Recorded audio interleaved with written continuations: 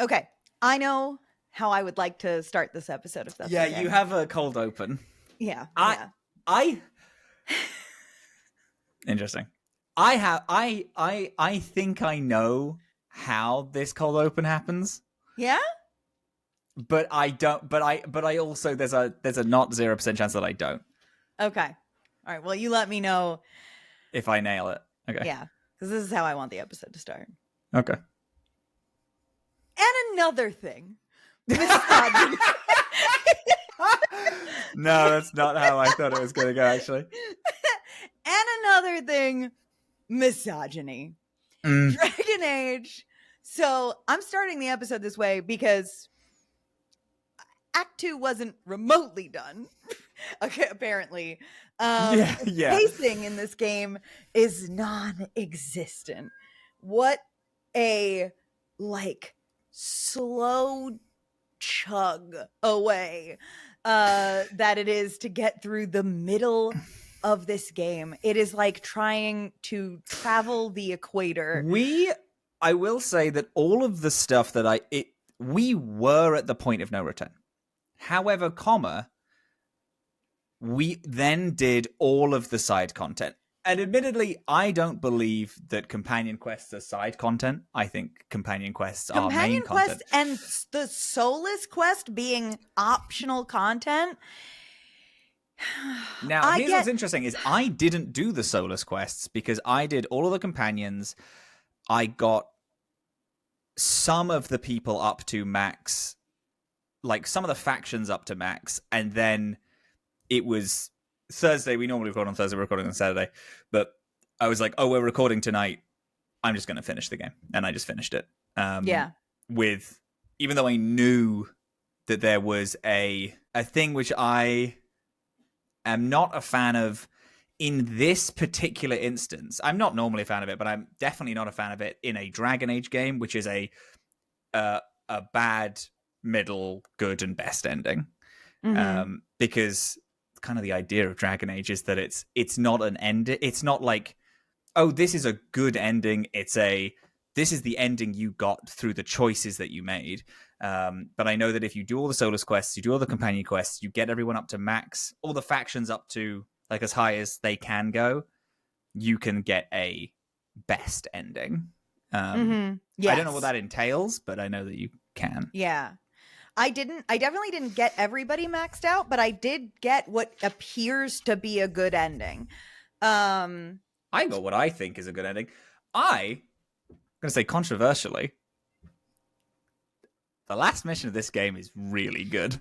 Well, okay, hang tight, because let's get through the fact that we had to do the companion quest and that I did do the Solas's regrets quest. So, 1 second. I have to 1 sec. I have to have my background music on, which is my Dragon Age lo-fi remix. Oh, I want that too. Actually, and Dylan, yeah, this is the last time we're going to be able to do this. Oh my god! Oh my god! Oh my god! Yeah. Kill me. Yeah. Kill yeah. Me. Got into my head. In fact, actually, it's sad. My name is Dylan. It's upsetting. I have played all 3 Dragon Age games and Dragon Age Dreamlight Valley. The Hello, everyone. My name is Robin. I have played all of the Dragon Age games, including Hello Kitty Dragon Age Adventure. Oh god! Oh, we're having fun. So when I did all of the story quests last time, thinking that companion quests would sort of come up naturally throughout, but it didn't. Like, they didn't trigger for me, a lot of them, until way late. What's interesting to me is that you saying that you did all of Emmerich's story and it all happened. And it's like, oh, because you mentioned, last time, like, I wish was wrong that Emmerich's... about that. Yeah. Which is crazy. Yeah. Because because that is kind of how companion quests in this game goes. It's unlike in, oh God, I hate hate to bring her up. I love her so much, but in Dragon Age 2, it's like companion quests happen in Act 1, everyone has a quest. Act 2, everyone has a quest. Act 3, everyone has a quest. In this, it's like they just kind of happen. Knocked my mic. They just kind of happen. And what's crazy is I actually never got Nev's. I did all of Nev's stuff. I never did Nev's final like closing remarks. So she never became a hero of the Veilguard. Interesting. And the reason why I got a bunch of factions up to max is because I kept leaving and coming. I left. I did a mission. I came back to see if her thing had triggered, and it never did. Yeah, it's a bit weird. I don't know. That's frustrating. I did get all of the companion quests done and completed, so I had everybody as a hero of the Veilguard is what it's whatever. Yeah. The Veilguard isn't even a thing. It's not a thing. That's another thing. We'll talk about after we've done our story wrap up. We'll talk about. So we had talked about all the story stuff. So now I like kind of separately was doing, I knew I wanted to do the Solas quest because it felt very important. I was very frustrated to realize that it was optional because that's the whole game. That's game. I feel like I know they wanted to make it so that you could eat based on whether or not you completed it, you would have different options. But what you could do is you could show us the story and you could give us the choice on how we want to handle Solas in the end, instead of it just being like you either finish the content and you get this ending, or you don't finish the content and you get this ending. And it's a weird companion quests. I mean, I guess they're putting it in the same vein as companion quests, where it's like, well, you don't have to do it, but then things will happen if you don't do it. But locking things off locking something like, Solas off behind a optional quest is definitely weird, because I didn't really know where to start with it, so I just didn't. Because going to the crossroads almost immediately becomes unnecessary. You just fast travel through it. That's a thing which I think that's what frustrated me more is I think I had a thing where it was like, oh, you have 10% of the crossroads explored, and I was like, I'm at the end of the game. Like I don't want to do all this. I have a lot of other things I need to be doing. There's so much. So companion quests. Let's start with the companion quests. I am going to say this is going to be my most positive episode about the Veilguard. I'm just trying to calm down because I really I still really did not like this game with some very little exceptions, but no, I think this game is genuinely dreadful. However, two things remain in my mind. Actually, a few things. Okay, you know what? Let's just go. Let's go through this. Let's go. Yeah. So, we didn't talk a lot about companion missions last time. Do you want to just go through each companion and talk about all the missions? Yeah, I think so. So, Balara. Her mission is her brother is dead. Oops. No, he's not. He's alive and working for like an elven demon who is trying to and it's the pair of them working to like ascend, essentially like saying that this demon is saying that they're going to do the same things as Solas, which is ascend elves to like a higher echelon and back to not what they're going to do were. Elf supremacy. Yeah. He's really into it.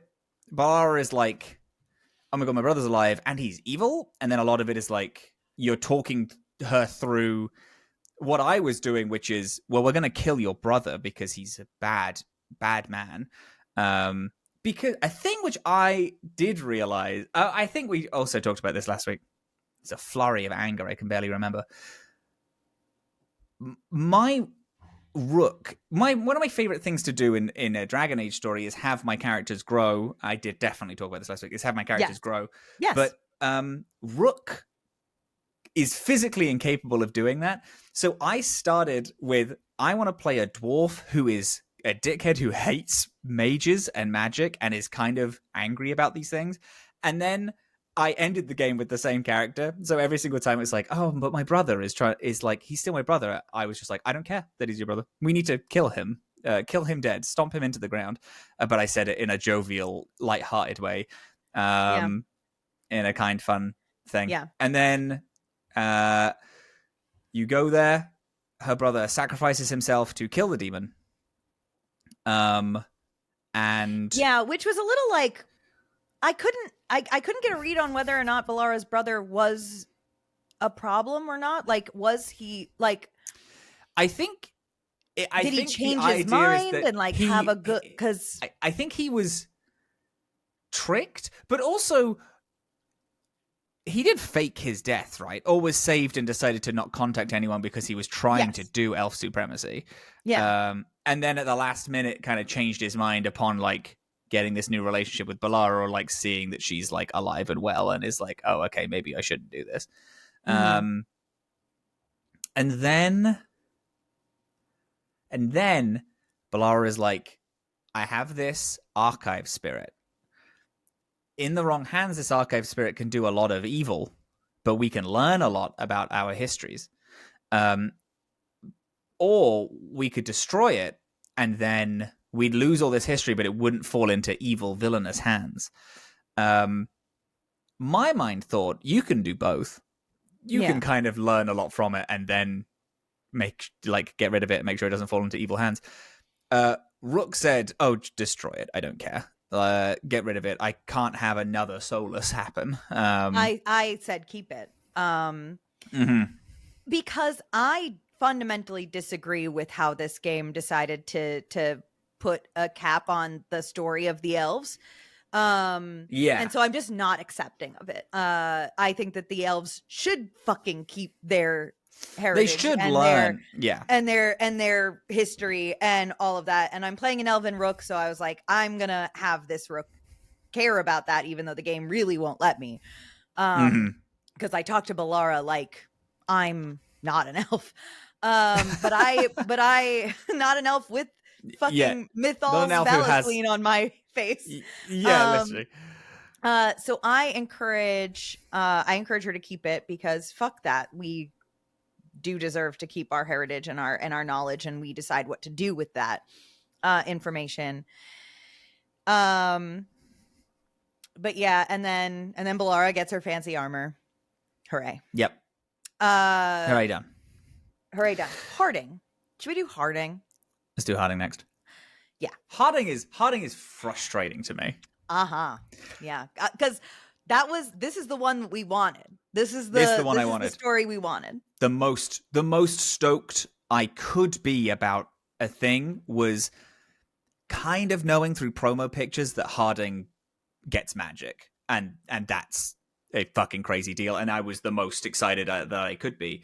A big reason why I wanted to be a dwarf was because I wanted to play someone who was ushering magic back to their people. Like, that's crazy big, and it's, again, a storyline I've wanted for a million years. We go to Cal's Rock with Harding, and there's a bunch of dwarves that have been trapped by this like red lyrium thing. We go to find the heart. It turns out that we're in a Titan. This is a thing that bummed me out, is that we're just in a cave. The last time we were in a Titan, you felt like we were in a Titan. In Inquisition, when you go outside, but it's inside, and it's this infinite, like, gargantuan landscape where there's birds and nature, because it's all hemmed in inside, and it's like, oh, we are inside a god right now. Like, that was the coolest shit ever. This is a cave, and that bummed me out. Is that we were just walking around like a basic normal like mining cave system, and there was no like huge recess opening, because that's what happened in the Descent. The Descent, by the way, for people at home, I know that both of us ragged on the Descent really hard. That is the DLC that I walked away with the most excitement by, because I think the story in the Descent is so crazy. It plays badly. Yeah, but it's like, the the descent starts, deep roads, caves, opens up into a huge, beautiful landscape, and then you realize, oh my god, I'm inside of a Titan. This is literally just a cave, and it's upsetting. Yeah. Harding says, you're freeing dwarves from this red lyrium. And then Harding says the line, this isn't red lyrium. This is just lyrium that's angry. That happens to be angry. Oh my god. Kill me. There are so many moments. It took me so long to play this game because every 10 minutes I had to put down the controller and just go lie down for a second to like just be like, oh, sure. Okay. I wrote that down because that also pissed me off. Then you get to the heart. The heart kind of cracks open, and it's like a lyrium copy of Harding that's really like pissed off and angry, and this is clearly the heart of the Titan.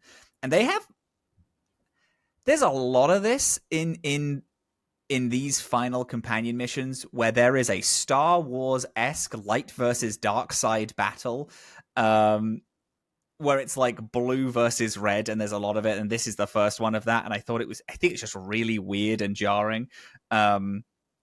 Just the iconography of it. Not that that's what's happening, but it's an iconography of a light versus dark battle.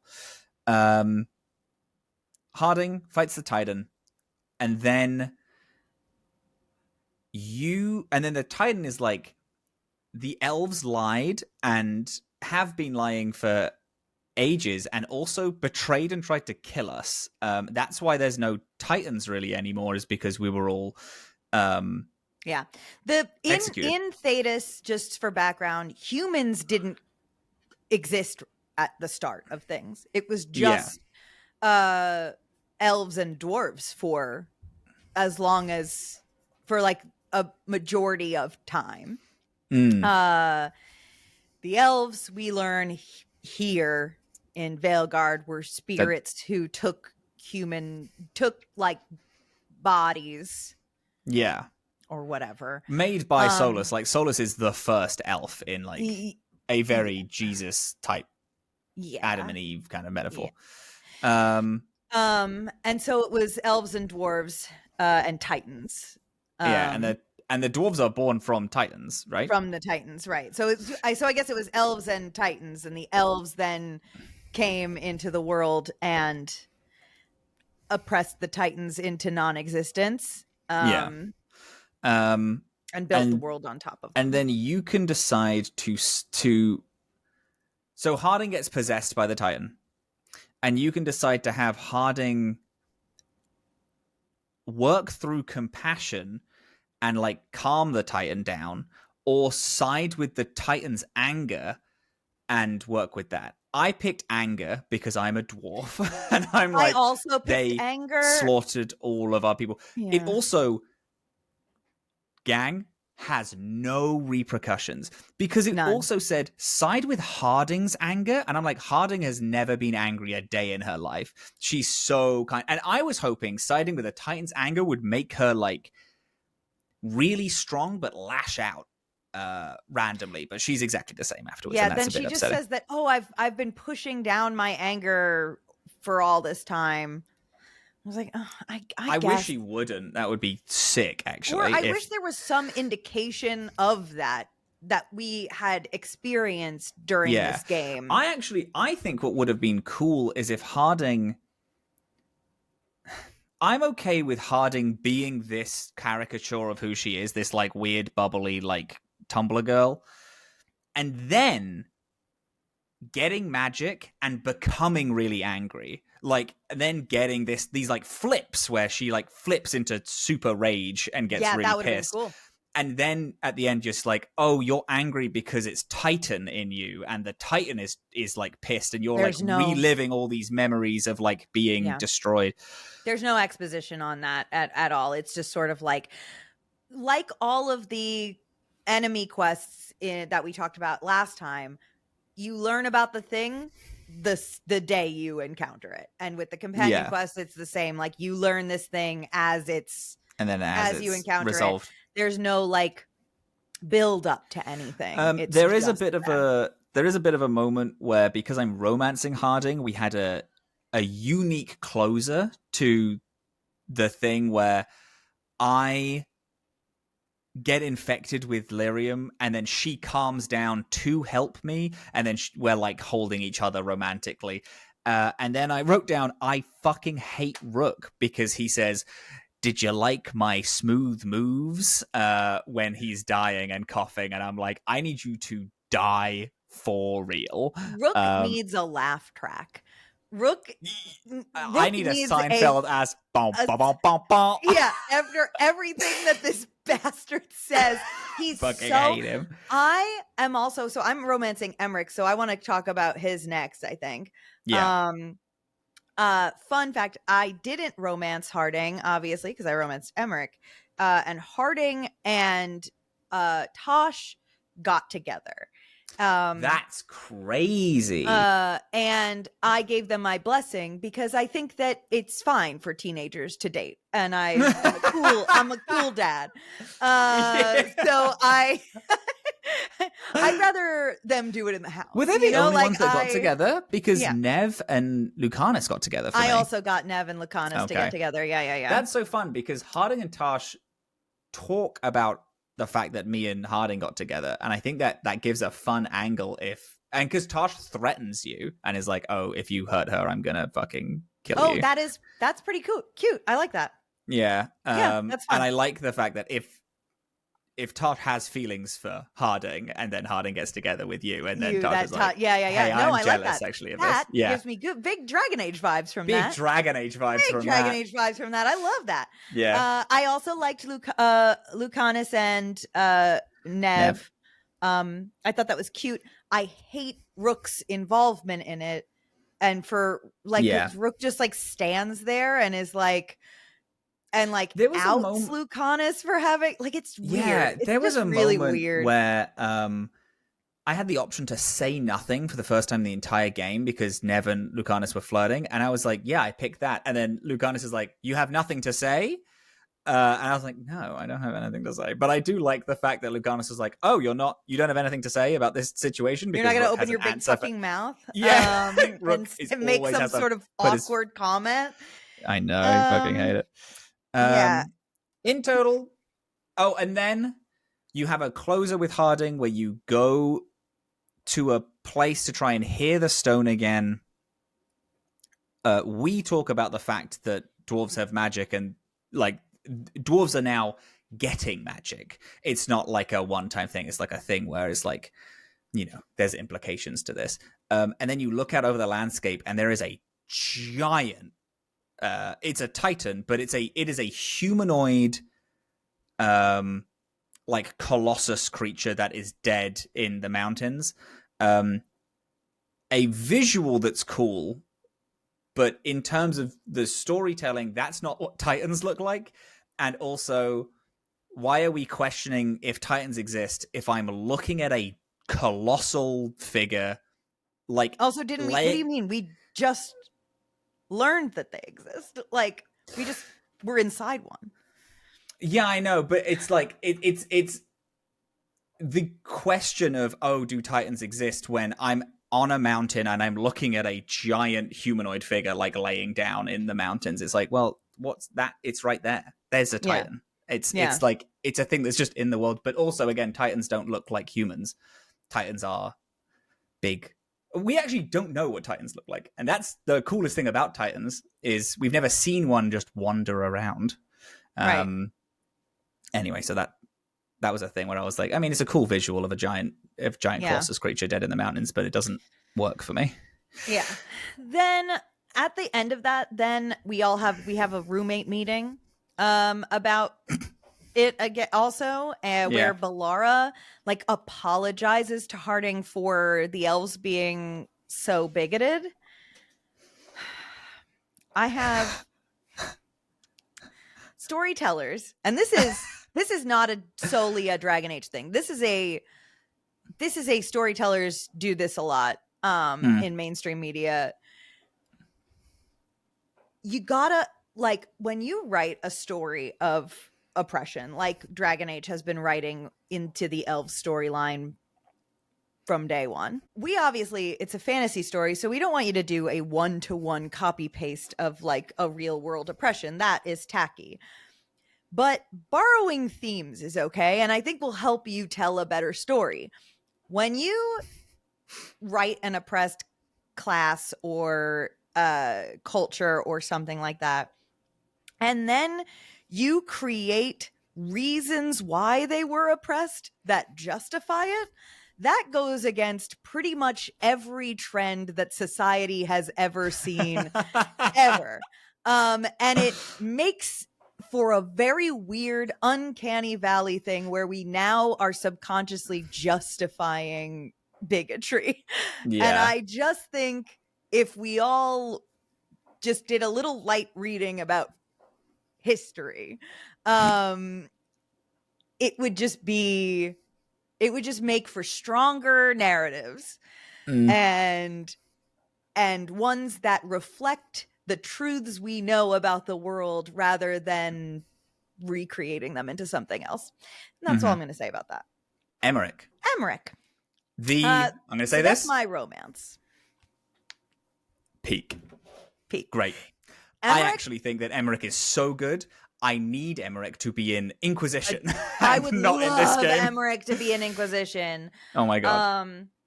I love Emmerich's Him story. And Dorian would be the best of friends. Like there's a mentoree thing there, and there's a there is a thing that pisses me off there. Yeah. There is a thing that pisses me off there because they do say that Emmerich like tutored Dorian. Like it's in a like little piece of side banter or whatever. I deeply dislike that because Dorian in Inquisition talks to Cassandra and is so obsessed with Navarin culture because he thinks that necromancy is so cool and he's always wanted to go to a necropolis. And he asks Cassandra so many times like what it's like and if she would ever take him there. And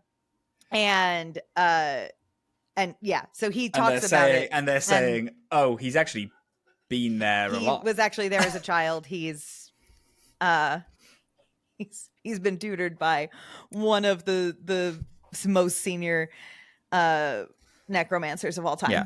Whatever.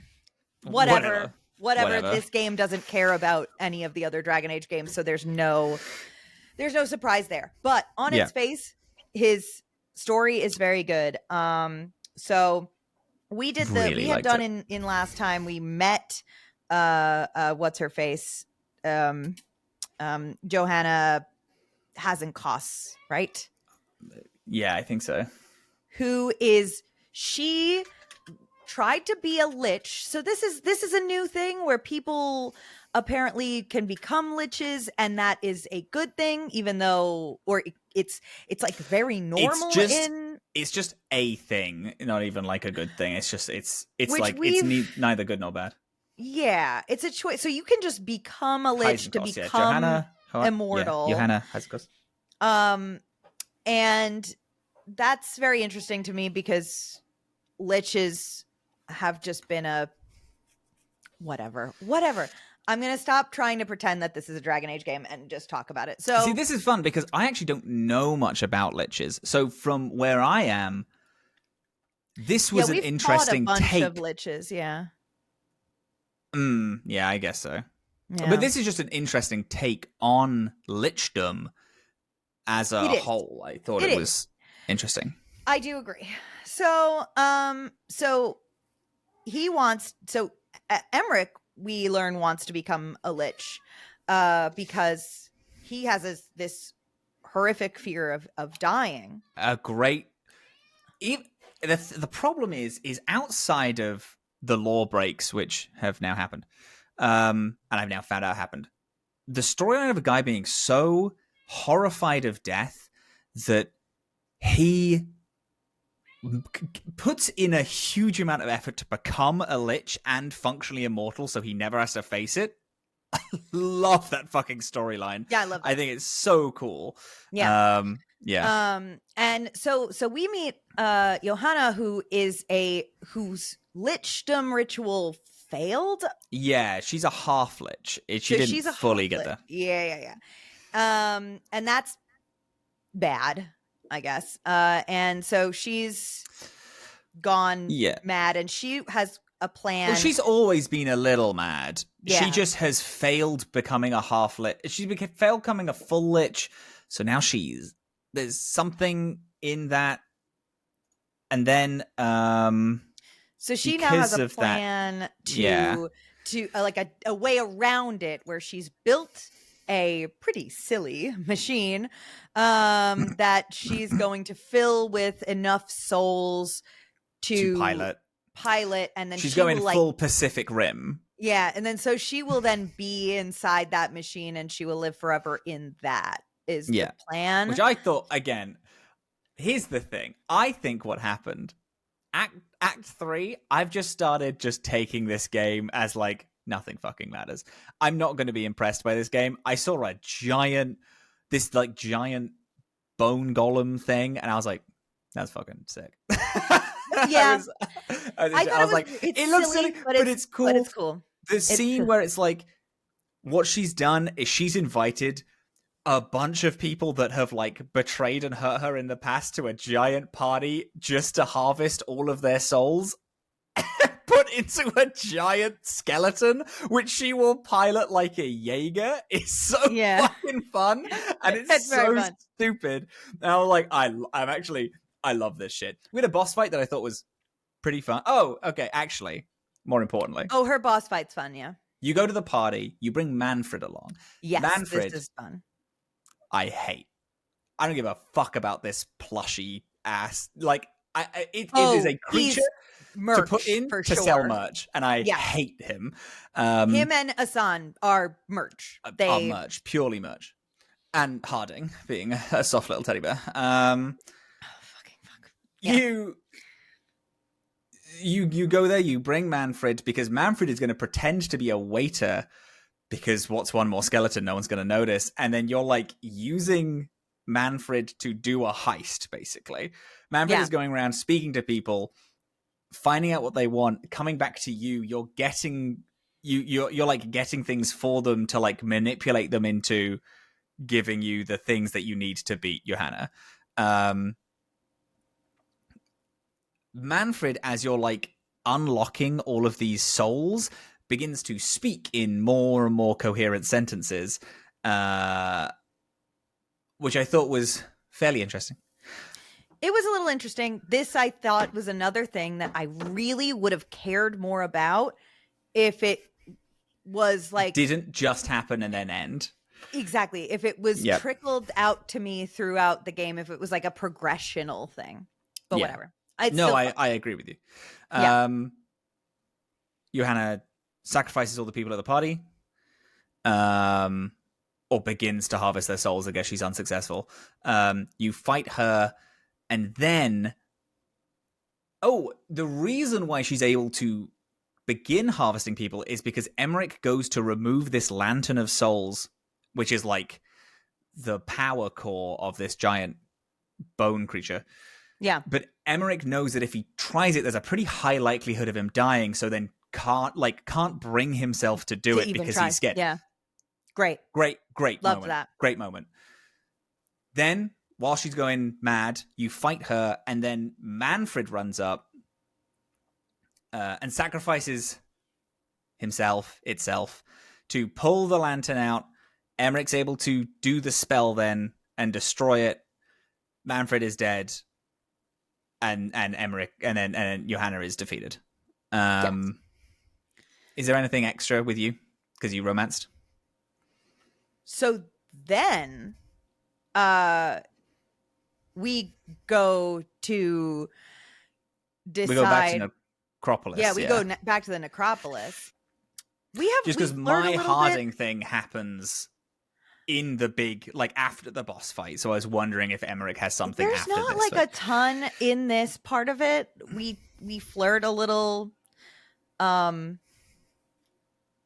yeah, we flirt a little bit, and he calls me darling like a lot or whatever. But I don't think Nice. I recall Sure. there being like anything extra that happens in this part. But then we go back to the Grand Necropolis, and Emmerich speaks to a lich about the possibility of bringing of whether or not we could bring Manfred back.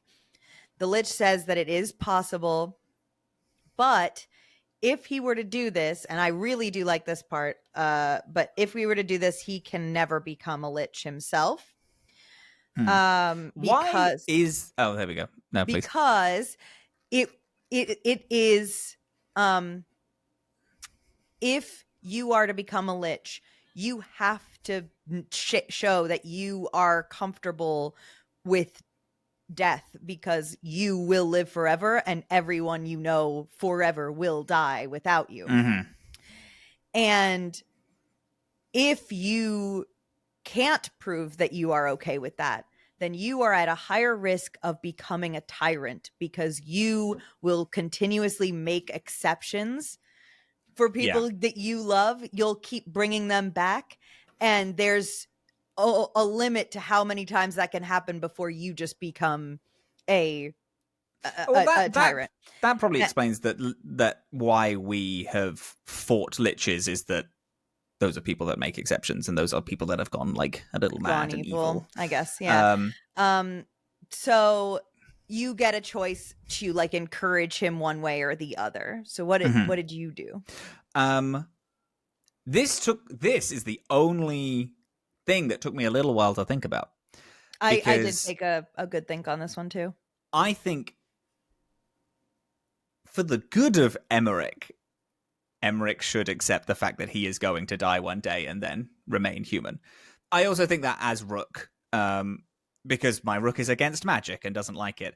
But man, I wanted to see him become a lich. How cool is that? Mm-hmm. So I picked lich, and I made the decision that Rook is like, okay, if someone is going to become a lich, if someone is going to become like a hyper powerful immortal thing, I'd like it to be this guy, because I can trust this guy so far.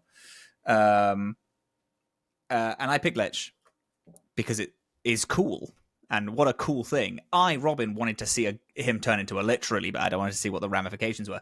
And there are ramifications and things that happen if he becomes a lich. I think it's fucking awesome, actually. Well, what happens? Because I convinced him to bring back Manfred. Oh, so sorry, I forgot. I also don't give a fuck about Manfred. And I was like, I don't care if he lives. He's not pulling at any heartstrings for me. So if he becomes a lich, he gets taken into this back room and executed, full murdered. There's like a lich, like they walk into a room, a lich walks out with like a bloody knife that they're clearing. And then Emmerich comes back and is full skeleton for the rest of the game. He is like no skin on face, glowing like eyes with like a crown on his head. This like, he looks so fucking cool. He's always like slightly floating off the ground. Speaks the same, but he has this slight like timbre in his voice where everything is like lightly echoed. There's a really fun scene at your like best friend's table meeting, where he has a glamour that he sets up to make himself look like him. So if you're in like public areas in the game, he looks like old Emmerich does. But in the lighthouse, the crossroads, and in the final mission, he looks just full lich. And also cool. in the Morn Watchers, he also, like in that area, he looks like a lich as well. Because he says, around friends and people that I trust, I'm going to look like me, but otherwise I'm going to look like old Emmerich to not scare people. I like that. There's a fun scene where everyone's sitting around the table and he's like, so, this is a better queer story than Tasha's is even remotely. Because he comes out. There's a whole coming out scene of Emmerich coming out as a lich. And as he's like revving himself up to do it, you're like, it's all right, people are here. And he begins, and then I think Harding is like, you're a lich, right? You're a lich. That's the, that's what's happening. And then Tasha's like, yeah, you're like a skeleton dude. No, that's fine. And then everyone's talking about how they're fine with him being a skeleton guy. Like, it's still him. They're still like friends and they love him still. And then he turns into the full skeleton and people are like complimenting him and thinking it's really cool. And I'm like, oh, it's a coming out story. Like him being a lich is him coming out. And I was like, this is infinitely better than I had a conversation with my mom again. And that horrendous story that I hate so much. Well, we have to talk about that because that irritated me. But I loved it. I genuinely. Oh, so what happens if he doesn't? Manfred comes back. I picked bring Manfred back, one, because I'm fucking this old man, and you can't fuck a skeleton. Well, you can, but you can. I'm fucking this old man, and I don't like the idea that I'm gonna get old and die. He'll keep living. Yeah, and I want him to be immortal with me so that we can be cute, and also, you know, I just think that's part of the attraction. I'm a young twink just looking for an old man. And also because I felt, oh, Manfred has been boring to me, but has just gotten interesting. Yeah, him. And I was like, I want to see where that goes. Turns out nowhere. But like, love that. Whatever, it's fine. So we do the ritual to bring Manfred back. Emmerich stays mortal. Manfred is now talking. Manfred now has some clothes that he starts to wear. We get like one more scene with Manfred talking, and Rook makes a terrible joke about Manfred being our adopted son. And Emmerich is literally like, no, that's stupid. But whatever, honey. Emmerich is not with Rook for his brain. Emmerich is with Rook for different reasons. So then we have a little bit of our romances in there, which is fine. So yours, that sounds like the canon ending. I think that while this was a cute choice, there's something about this, especially from a romance perspective, that made me yearn for it to be a little more decisive. And what I mean by that is, like, I think back to like Dorian's quest in Inquisition in particular, but like, I think this was fun. In the very beginning of this, in one of our earlier romance quests or personal quests, when he first tells me that he would like to be a lich, I have a romance option to be like, so about us if you do that. And he says, oh, darling, I would always check. I would of course check with you. If you don't want me to do this, I won't. Ooh. And so then when I get the choice to like tell him not to, I'm kind of like Dorian is one of my favorite romances in the game. And part of it is because he has a passion so powerful that it doesn't matter how great you are and how much you do for him and whatever. He cares about Tevinter so much, he's gonna go back without you. He's gonna go back and fix it.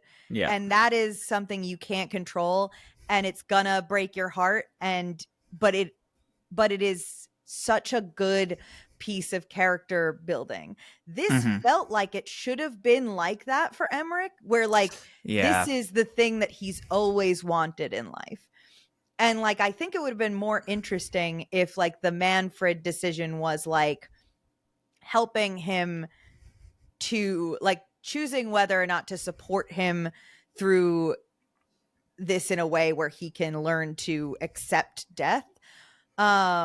It could have been a hardening or softening kind of thing. It could have been, I think there could have been other ways to give choice to that without it being like, tell him to become a lich or not.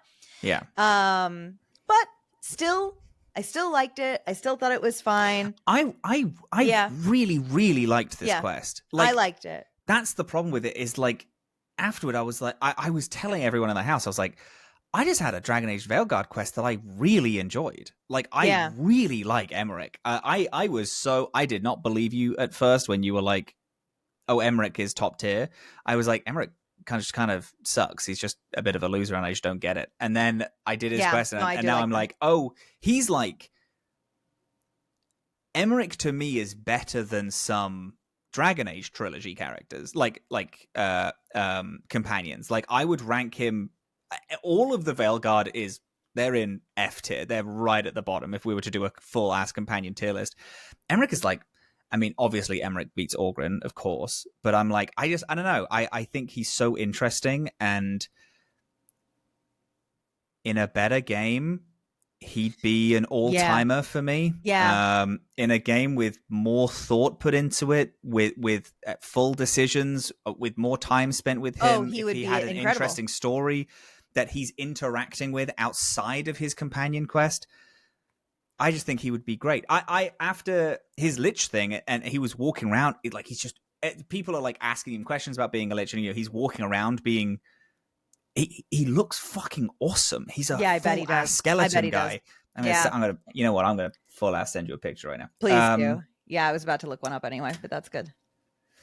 In a good story, this guy is fucking cool as hell. Like, he's a great character, a great story. Yeah, no, I agree. Yeah, and so then we get to do like our little romance bit as well. So then I get a when we start to trigger the end is when, like, the romance in this is, I think it's across the board. They're all pretty bare bones. There's not much happening in the romance. Just sent you a him as a thing. Oh, it's a YouTube thumbnail. That's so cool. That's really good. Yeah. Isn't it really cool? That's really and he good. just looks like that for the rest of the game. That's really great. That's great. Fucking awesome. Yeah. That's good. Again, big Dragon Age vibes from that. That's great. I love that's the thing. It's the first time I felt like this was a Dragon Age game. Yeah. It was like, I had just come off the back of doing Harding's quest, where I was so upset about the potential that they couldn't reach anything of it. And then I played this and I was like, all right, the thing's a little goofy. I really like Johanna as like a villain. Yeah, I like her. I really like the pair of them, like their back and forth. The mission I thought was really dull because, again, we're going into a party, and if we're going to do a heist, like, can we put some effort into the fact that this will be an interesting, cool heist? Like, it's like, I wanted to actually start. Give me something where it's, I don't know, Dragon Age 2 had a fucking stealth section. Like, give me a stealth section where it's like I have to sneak around, and instead of, it's like, oh, we're trying to be sneaky at this party. I'm gonna jump 1,000 feet into the air and slam into the ground, creating an earthquake, killing 50 people. It's like, well, that's not stealthy. All right, let's have some decorum whilst we're here. Yeah. I don't know. There was a lot of stuff that it was interesting. Anyway. So the romance across the board in this game is pretty thin. So overall, I'm pretty disappointed in that, but I did have some good scenes with Emmerich. So after you trigger the point of no return, there's a part where we're like, okay, tomorrow is the big day. We're gonna go fight tomorrow. Everybody rest up. And then I have Emmerich is like, come see me. And then we have a fight. And I loved that. I was really happy about it because Emmerich, Rook tries to get Emmerich to say, I love you. Like, we're like about to go to battle. Oh shit. And we might die. And it's pretty serious. And Rook is trying to get Emmerich to like open up and say that we have these deep feelings for each other. And Emmerich hesitates because what Emmerich wants to talk about is our age gap and the fact that he feels guilty that he is going to die before me, and that we are like even if we survive tomorrow, that like he's gonna leave me alone, and like he wants Rook to acknowledge that and to like think about it before we go in too deep with each other. And we do really fight about it. Rook tells him off and storms out and like grumbles about it on his way, but like out of the lighthouse, like, you know, and I thought it was really good. And then we get banter about it the next time we're out fighting. What? So I was like, this guy is just oddly well written. Yeah, I gotta look up who the writer is. Yeah. He's the writer is Sylvia Fiktukti. Okay. Who wrote Josephine from Inquisition. Gorgeous. Also wrote the quests In Hushed Whispers and Champions of the Just. Oh. So the best, it's just peak. The best one. Yeah. And then exclusively wrote Emmerich in the Veilguard. And I'm like, oh, okay. So they were like, let's just bring the hero in for this guy. Yeah, that's so funny. Yeah, the two of the best quests in Dragon Age. That's crazy. Because I was like, it feels different. Like everything around Emmerich just feels like Dragon Age, and it's like, oh, it's because they have a writer that is exceedingly talented, and a fight that's not immediately resolved. We go back out into the world, and he's like, look, about our conversation, like when we get back home, let's talk about it more. Like and we banter about it. And then the night before we do so there's the first big quest after the point of no return, and then there's another one after that. We have like another night, and he brings me to the Grand Necropolis one more time to consult the spirits there on like what we're gonna do, and then we bone down pretty hard. Nice. Again, still very thin, very chaste, but of course, ultimately, it's a YA novel, so we can't expect it. Yeah, but ultimately, a good romance arc that I felt really satisfied with. In the really end, cool. So I made a good decision for myself in who to romance. I'm happy that I did it. Emmerich, MVP, Sylvia, thank you so much. Truly. Yeah, thank you for that. More games. Please let me fuck an old man. I'm just gonna say this now. Let me fuck an old man. Free Dylan from their shackles. Free me. Also, could stand to fuck an old woman. I don't mean Win, who's 33. I mean, I mean Johanna. Johanna. Let me fuck an old woman, please. Yeah, truly. Think on it. Get back to me. All right. Who should we do next? Let's go Davrin. Davrin has a fairly good story with implications that I really like as the Grey Warden's #1 boy. Gloomhowler is a whole thing. This is another story that I thought was really interesting. I thought this was really flat.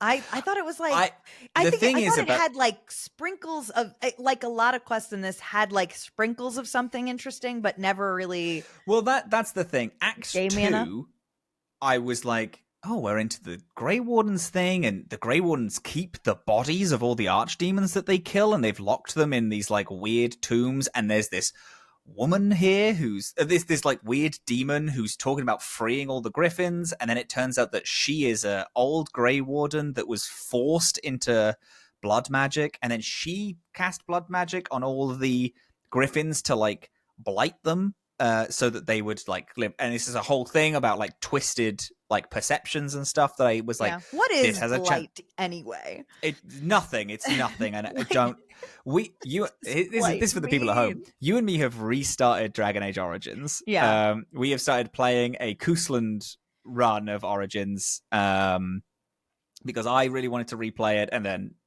we talk 100% of the time, so I was like, hey, do you want to play through? In the opening bits of Origins, the Blight is so interesting and weird. They do a lot of fun lore stuff, and then to have just come off of this game, I want to die. I fucking hate it. One thing is that it really highlights for me, to go right back to Origins and open it up and just like hearing people talk, is the consistency through which the first 3 games keep, and this is something David Gator has spoken about, is that like the characters consistently throughout the first 3 games all speak a very particular kind of old-fashioned way. Yeah. With intent. The characters in Veilguard all speak modernly and casually, and like any sort of like fantasy cadence has been stripped away from the game. And David Gator, like I've seen people counteract that criticism online by being like, well, Alistair said funny things and slang things sometimes. And David Gator has said that like, you do want to have characters be able to break those rules, but you want it to be rare and you want it to be specific to that character. If you do it so much, you break the illusion. So that's what Veilguard has lost, is they're not letting characters occasionally break the rule of language to do a funny little bit. They've stripped it completely. They have no laws of language. Exactly. And so I wasn't sure if I had like picked up on that sentiment until we reopened Origins and I heard even just side characters speaking, and I was talking in the oh my God, it just like the atmosphere of this game is so immediately clear to me. It's fantastic. It's an outstanding opening, and okay, so Davrin, sorry, I anyway, yeah. So Davrin, Gloomhowler, this ex like Grey Warden who went mad because of all this stuff. You find out where she is, and she's in the Deep Roads. You go down. You have I have notes. I really liked. I really like the idea of Davrin's missions. I liked like the sprinkles is because it was the first. Davrin and Emmerich's were the first sprinkles of me being like, oh, okay, there's chance of good stuff. I don't think Davrin closes in a way that Emmerich does, but I think Davrin's big final decision is the coolest shit. I did like that final decision. This one I liked, yeah. You go down into the Deep Roads. You find where this Gloomhowler is. Specifically, a weird thing. A guy called Lucas, he left because he was getting the calling, and then he came back. Which has never happened before. To anyone's knowledge. Yeah. This is one of the things where I pinged this as weird because everyone was like, oh, you're really brave for coming back from the calling. And I'm like, no, if someone's gone to the calling, they have to stay there. If he's still having the calling, he's not brave for coming back. He's going to kill you. Like something is wrong, or are we wrong about the calling? Like, let's dig. Like, we need to know immediately more information from this man. But that's not what this mission is about, so we don't really. Yeah. But he does say something. He says that like he saw something down there that like they're not dead. He gives like what does he say? I'm not sure. But yeah, so he came back to like bring a warning. You go down to check on what's happening, and you find a huge amount of wardens, all of whom have seemingly had the calling, and then this Gloomhowler, whose name I forget what her name is, but she manipulates the calling into having them be in this weird half-life stasis, which is a thing I think is weird and interesting. Like, she uses her old blood magic to essentially cancel the calling, but not cancel it in a way where it's like it's cured. They are just now thralls to her. A thing which I think is the first warden is alive and trapped under here, and because I punched him, he is completely incoherent and makes no sense. I got a little pop up. And I reasoned with him, and so that choice he was did able to give actually me have information. Yeah. The choice did have actual ramifications, and I'm really stoked about that fact. I was like, Yeah, me I too. was really happy by it. I was a little pissed off that the game had to tell me that was why, because I would have. Yes. This is the thing which we slightly disagree on, because I think this game does it too much, and that's true, and it's a bit childish when it does. But there are some things where I'm glad to know that the reason this is happening is because of a previous decision. Like, it's like this thing is come through. Like, it's like, oh, because you did this, he's completely incoherent. Even though it's like a thing where it's like, I would like to find that out for myself. I like the fact that it's like, oh, I wonder what happens if I don't do this. I think the reason that this happens is because this game there is so little consequence to your actions in most of the game that then it's like, oh, we'll point out, but that this is But it, to me, is just we have to open the schools. I can't with this. It is tough. It's tough. I'm struggling with it. All of the wardens who have been anti-callinged have recreated Weishaupt. Yes, a corrupted Weishaupt. Which I think, again, is a thing that's really cool. Yeah, they believe that Weishaupt was under attack, so they just rebuilt it and believe that that's full Weishaupt. And I was like, this is a cool, in the hands of like, rather outside of shareholder hands and executives' hands, this would be a cool, interesting storyline, and like a place to be like, they've gone back to their base urges, and as Grey Wardens, it's to protect Weishaupt, and so they've just remade it in the Deep Roads with wood and like broken swords and stuff. That's cool as hell. Love that. Yeah. Then you fight her, because her goal is to blight all of the Griffins to just blight all the Griffins, I guess. To like control them and free them. She keeps saying her motivation isn't super important. It's not clear at all. Yeah, it's not clear. It's a weird thing, but there's a very cartoony end where she like very slowly goes to stab Asan, and then Davrin's like, no, stop, and then she does, and I'm like, why would she stop though? She doesn't care about you. She's supposed to be this like very evil woman. So I didn't like that end, but that's a very minor criticism. Yeah. And then you have the choice of freeing the Griffins, say go protect nature, and you're going to be guardians of like nature in the Arlathan forest, or giving them back to the Grey Wardens to do what they were like bred to do over, however many years. What did you do? I had them go to Arlathan Forest to be caretakers for other animals. Fascinating. I put them back with the Grey Wardens. Because you love the Grey Wardens. I fucking love the Grey Wardens. Yeah. I'm. If there is an additional Dragon Age game, it'll take me 1,000 years to play it. But if choices matter, I'd love to see a fucking Grey Warden riding a Griffin. Are you kidding? Oh my god, that'd be the coolest thing in the fucking world. Duncan would be so proud of me. Duncan would be proud. I think the thing is that I don't think this game gave me that, but in previous games, it's been as in 2 and 3, in 2 and Inquisition, we get this new perspective, because in Origins you are a warden, and you're a warden during a blight. You are the wardens at their needed moment, like in time. You are the wardens at their best. Mm-hmm. In 2 and Inquisition, we see from the outside perspective, we start to see some of the and sheen you see of that the wardens aren't actually good, and they're not necessarily good, and that they have a like problematic history, and they do things that call in Inquisition. It's sort of like a metaphor for the potential for the Inquisition to become a corrupt organization, and the wardens can do the same.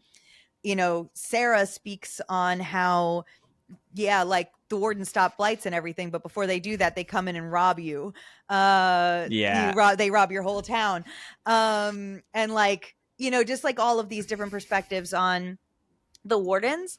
And I'm like, you know what? The wardens have stopped a blight.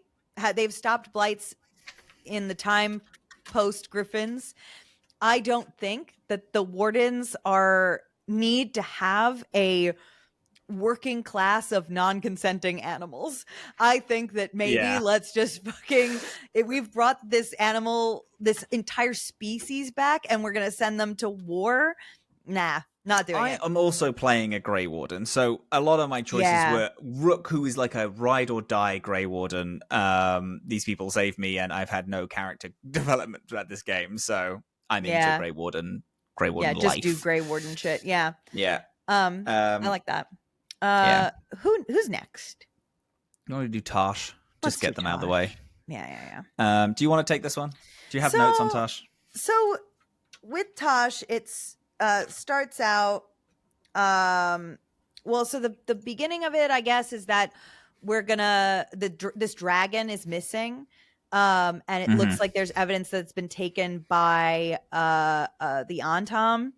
Yeah, which the Antam has now that's just what we see of Qunari now. It's just evil Qunari is evil the Antam. Qunari. They're the only people we meet in Tevinter are Venatori, and the only Qunari people we meet are the Antam. Yeah. Just nameless, faceless bad guy. So the Antam have taken this dragon, so we're gonna track her down, and we want essentially to take the dragon. Because the Antam are going to use the dragon to kill a bunch of people, so we've got to get to it first.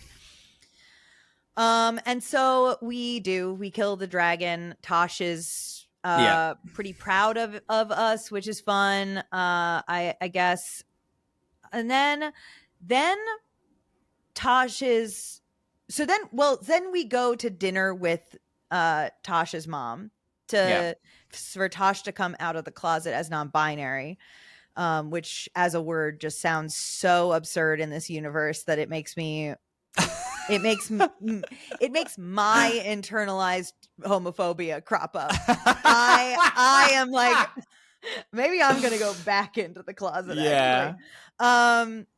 So they come out to their mom, and this frustrated me because this was written so poorly that I don't even know where to start, because Tosh's mom starts to tell Tosh that, hey, in Qunari culture, there's a word for people like you. And then Tosh storms out and is like, I can't believe you. It's bonkers. It's like, I don't understand what message this game thinks it is sending with this storyline. I am like there is nothing offensive that comes out of their mom's mouth, and their mom is about to drop something that would have actually been an interesting thing, which is like that Qunari culture is notoriously problematic in a lot of ways. It's a very highly militaristic culture from what we've seen in the past, but they do have this very unique philosophy on gender, which is that your gender is kind of depicted by your actions, not what body you're born in. We learn that in Origins from Sten, because Sten assigns you, if you play a female warden, he assigns you male because you're a fighter. And he's just like, fighters are men. So you are a man then? And you're like, no. And he's like, I don't understand. So you get assigned a gender by Sten because your gender is it's a different outlook than the rest of the cultures that we know. So that would have been an interesting thing to play on. We almost get it acknowledged, but then Tosh acts like they've been a teenager, they act like a teenager, and they storm out, and it's truly heinous. And then of course their mom immediately goes missing. There's some blood, and we're like, oh no. And so we got to track her down.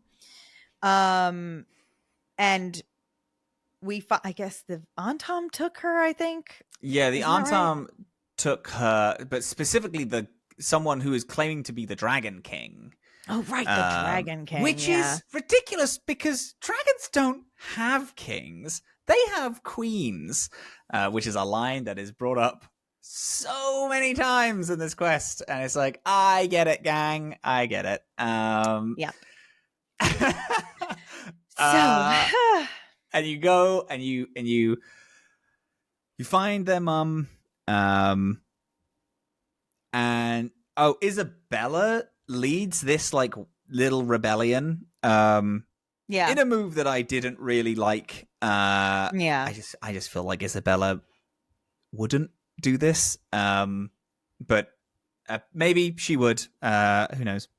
Whatever. Anyway, you go and you fight this Dragon King. Oh, well, the Dragon King kills their mum. Yeah. She does. In a move that I was like, that's crazy. That guy fucking one-handed slams her head into a stone tablet in a move that I was like, that's Game of Thrones brutal. That's crazy. Yeah. Taj screams in a big way. Then you go and you fight and you kill them, and it's like, dragons don't have kings, they have queens, and then you kill them. Yeah. Then cool. Tasha's like, should I be Ravani or Quinari? And this decision was one where I was like, why are you asking me? Why can't you be both? Why can't is you do this both decision? Things? Yeah. Would have been a really interesting story, again, about conflict between two lineages, two heritages. Yeah. Or also a better queer story. Queer people. No, you have to pick queer people from problematic cultures that have conservative pieces to them. That's a story that I actually want to see, because that's something that a lot of us can relate to, a thing about like holding on to your culture while also learning to critique it and to be yourself within it and to find acceptance of both is a very, very relatable queer story. But we don't get that for some reason. Instead, we have to say, you should be one of these. Yep. I picked Qunari because I picked Ravani. This is crazy. We have done the opposite decisions for each one of these so far. That's really fun. My philosophy for every choice I'm making is which one feels like I'm disagreeing with the philosophy of the game in all the choices I'm making. Yeah. Because I picked Qunari because I'm like, clearly the game is trying to tell me that Qunari culture is bad and problematic and Ravani culture is not. And I'm like, no, I fundamentally disagree with that. Qunari, you can be queer and be Qunari. That would be the more interesting story. This choice for me, I'll admit, I'm super not bought into this story, so I simply didn't care, and I just clicked one of them. Sure, yeah, nothing happens about it, so no, nothing does. But then, you get a Tosh will return kind of stinger at the end of their story. You get hit up by either Ravani or Qunari people to decipher this like stone tablet that Tosh gets. That is the one that was used to beat their mother to death. Because it has some stuff about who Tosh is and the fact that they can breathe fire and how that's because the Dragon King talks about the Dragon King can also breathe fire and is also getting other people to be able to breathe fire. That's a big part of what they're doing is they're getting others to breathe fire. Anyway, you meet these people and then they say that Tosh was made, or the Qunari who can breathe fire were made to fight against the devouring storm, and how that's a thing that's going to be coming. That is coming, and you have to be prepared and ready. And then Tosh storms off and then yells about it, about how their mother left them and blah blah blah. So that's a fun. We won't see again, but maybe in a book we'll get the conclusion of that storyline. The weakest of all of the stories, I actually hated every moment I spent with Tash. Yeah. I truly despised every angle. They spent 100% of their time whining instead of doing interesting things with their storyline, and I was sick of it by the end. It's really disappointing. Truthfully, it makes me mad. Who else? Let's go next. Lucanus! Now, this is an interesting one for me. Yeah. Because Lucanus has all of the basis of being a story that I would love. It's got assassin houses that act like nobles. It's got like weird blood magic. It's got like betrayal in a family. It's got a spirit inhabiting him. I didn't connect with this story in a way that I wanted to. I don't think this is necessarily bad, but it was during the big final. So okay. Lucanus finds out. Lucanus is trying to find the person that imprisoned them. Yeah. Ends up finding this blood mage called Zara, goes to Zara, confronts her. You have a fight. Then Ilario, who's Lucanus' cousin, pops in, kills her before you can speak to her, and then controls Lucanus a little bit with blood magic. The cool thing, he has a pin that he pricks his hand, so his hand starts to bleed, and then he can cast blood magic. I thought that's a little cool, like, kind of trait. I thought that was fun. Yeah. And then you're like, so who did imprison me? And then you find out it's Ilario, obviously. Your grandmother, Lucanus' grandmother, the first Talon, turns out to be alive. You go, you find her. You then go and confront Ilario, because Ilario is becoming first Talon. So he needed her to die and you out the way. So he's about to appoint himself first Talon. You go back to where Lucanus was raised, in this beautiful manor house. You're like scaling the rooftops of Treviso. And then there's this really cool scene. It's this big like theater, auditorium, Colosseum style thing where Ilario is like addressing everyone. He's like, I should be first Talon of the Antivan Crows. There's a bunch of different families and houses of assassins there. And I was like, man, this looks like it would be so fucking cool. Like what an interesting like world build of a million different houses of assassins. And for some reason I just thought the problem is that they introduce something and then solve it immediately. So I couldn't like have time to digest and be in it. And it's like, I would have liked to God, hate to say it, I would have liked this mission to be a little longer. I would have liked to have to go to different houses and like try to convince them to be on our side and take us to like in the court of the big fight and do things like that, which would be really cool. And it's like, oh, well, these guys are like, or to find secrets on and like find blackmail, do something a little Antivan Crowy about it. Exactly. Like blackmail some people, like find out some secrets. And that's it. But the Antivan Crows aren't criminals anymore. They're not. They're city guard. They're city watch. Yeah. And that's it. And they're just like, and the problem is like, man, again, the whole thing is like, I feel like I really should be bought in. Spite doesn't really get Spite is just kind of there.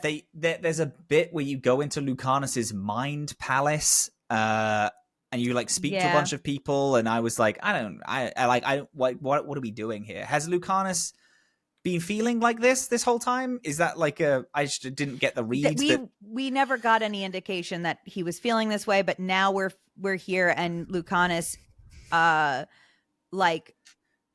is like scared and guilty, of, and or whatever. And then we solve it immediately. We find it out. We solve it within 15 minutes, and he's feeling better. And then it's like, all right, let's go kill Ilario, I guess. Let's go kill Ilario, I guess. I say we get to the final bit, and the choice is imprison him or like free him or something. And I'm like, kill him, kill this guy. We've just killed hundreds of people. Like, we had a whole fight. I killed like 15 Venatori. He's been working with Venatori. He's been working with Venatori. He imprisoned like the first Talon. He imprisoned Lucanus, and he was about to kill the first Talon. Like, just kill him. And the thing is like, if people are like, yeah, but because Lucanus says, oh, I don't want to kill him, I want to imprison him and have him watch me win. It's like, okay, have me say you should kill him.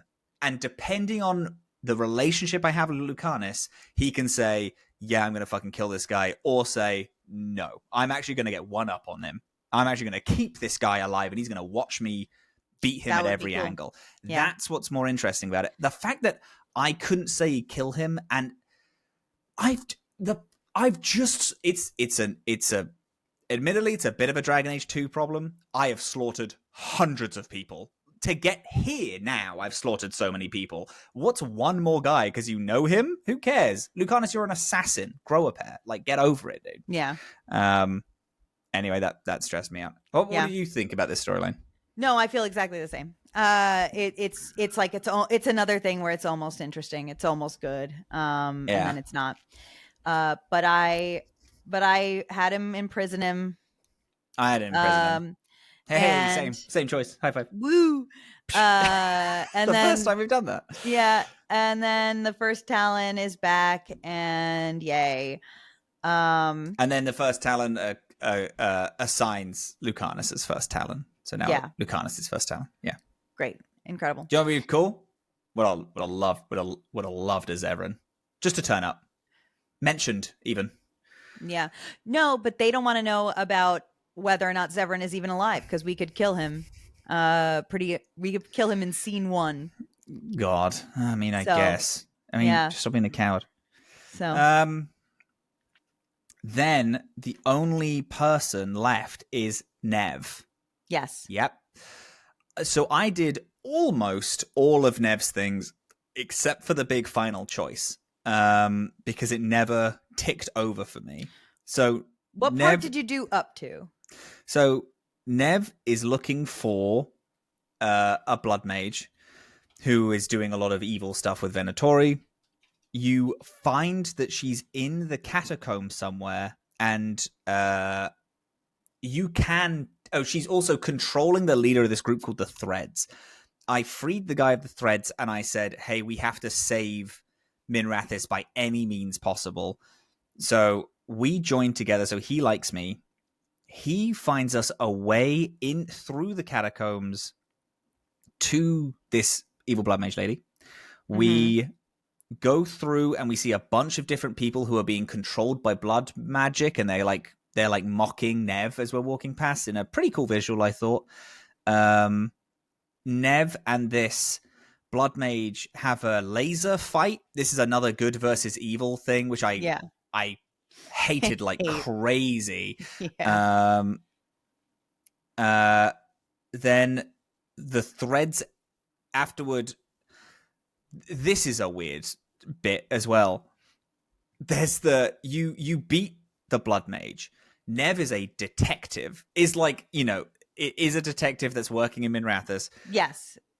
Nev looks at the Threads. The Threads are walking. They put a knife to this blood mage's throat, and Nev turns around and walks away as the Threads slaughter this woman. Aelia, yeah. The detective gets their villain murdered and walks away cold-heartedly. The assassin imprisons his lead villain. What happened there? That should be the opposite. Anyway, and then after that, I don't know what Nev's choice was. I don't know what Nev's big decision was. Between the two of them, because I didn't get the decision, because I didn't get the next conversation. I did everything. I beat the blood mage. You beat Aelia. And then you go back and there's supposed to be a conversation that procs, and mine never did. Right. And we both let Minrathis fall, correct? Yep. Okay. So, after we kill Aelia, I actually don't remember there being a choice. I don't know that there is one. I think it's just that there's a different conversation that happens based on whether or not you saved Minrathous or Treviso. Because I don't recall really making a big decision. Maybe she can't because we didn't save Minrathous. So she's hardened and can't make a big decision. Conversation with her. But there wasn't a big decision because she never became a hero of the Veilguard for me. Yeah. No, I just go have a conversation with her and give her a present and then and make her feel a little better for all of the things that are on her shoulders, and then and that's it. That's the end. And then she becomes a hero of the Veilguard. I don't really remember a big decision. Wow, I think the choice with her is still that if you save Minrathous, you have a different conversation with her, where I'm looking here is that like you spend time in Docktown. Well, I didn't get that one. Yeah, we wouldn't because we didn't save Minrathous. Okay. So you get a different scene if you save Minrathous, and you get a different one. We get a conversation at the lighthouse if you save Treviso. Sure. Yeah, overall, that was kind of a nothing quest in my opinion, but it was fine. Blood Mage, whatever, we kill her. That's the end. Yeah. Okay. Now, extracurricular activities. What do you have to say before we go into the storyline? So we're not done with extracurriculars because Solas is memories. Yeah, that's what I mean. Because I didn't do this. This is for me extracurricular. Yeah. So the personal quests were overall pretty meh. Definitely Emmerich is a shining light in an otherwise really disappointing lineup of personal quests and people I don't feel attached to whatsoever. Then I think the first two you get no matter what, because you get one that like that unlocks the quest, and then you get one from the Inquisitor that the Inquisitor gives to you. Yes. So we see that Solas confronts elgar'nan and Mythal, and we see that elgar'nan, that Mythal was ruling alongside elgar'nan. Mm-hmm. And elgar'nan refers to Solas as being like Mythal's lapdog, that like Solas was working for her, not a god on his own. And then we see that Solas and Mythal like are meeting in secret, and that he's telling her that the Evanuris are trying to use the Blight as a weapon. She doesn't believe him. And he's begging her to leave the other gods behind and stay with him. And she says no, that she's going to investigate his claims, but that but she's going to stay with them. Solas is referred to as love by Mythal. And so we're unsure if that's like a romantic thing or if it's just whatever. We keep finding them. So I think that's what you get up to. I keep finding them. Oh, hang on a second. Oh, huh? Okay. It's not. I just I got a thing and I wanted to make sure it was not urgent. So then the third one that we find is Solas is doing the original ritual to lock away the Evanuris. The intent is always to imprison them. Something, though, in this memory goes wrong, and the Fade gets locked away with the ritual. So it's not like it's not like Solas did this and then regretted it. Solas did this and didn't intend for the Fade to get sectioned off with the gods. I find this to be a little bit of a departure from what the game was building up to. I think that it should have been that Solas did this and regretted it because he that's how it was framed to us in the past. Yeah. Also, saying that the Fade is imprisoned along with the gods means that all of those times that we've been in the Fade, they should have been there. The gods should have been there? Gods should have been there. And that's never been what the Fade is. And we still have access to the Fade. We're in the Fade. We're in the Fade all the... No. Like, we're the at the lighthouse crossroads is not the Fade. It's a thinner place where the veil is thinner. Sure. And we're as close because Corypheus wanted to go to the crossroads and find another way into the Fade. Anyway, good. I don't think that makes sense, but I'm trying to buy in, whatever.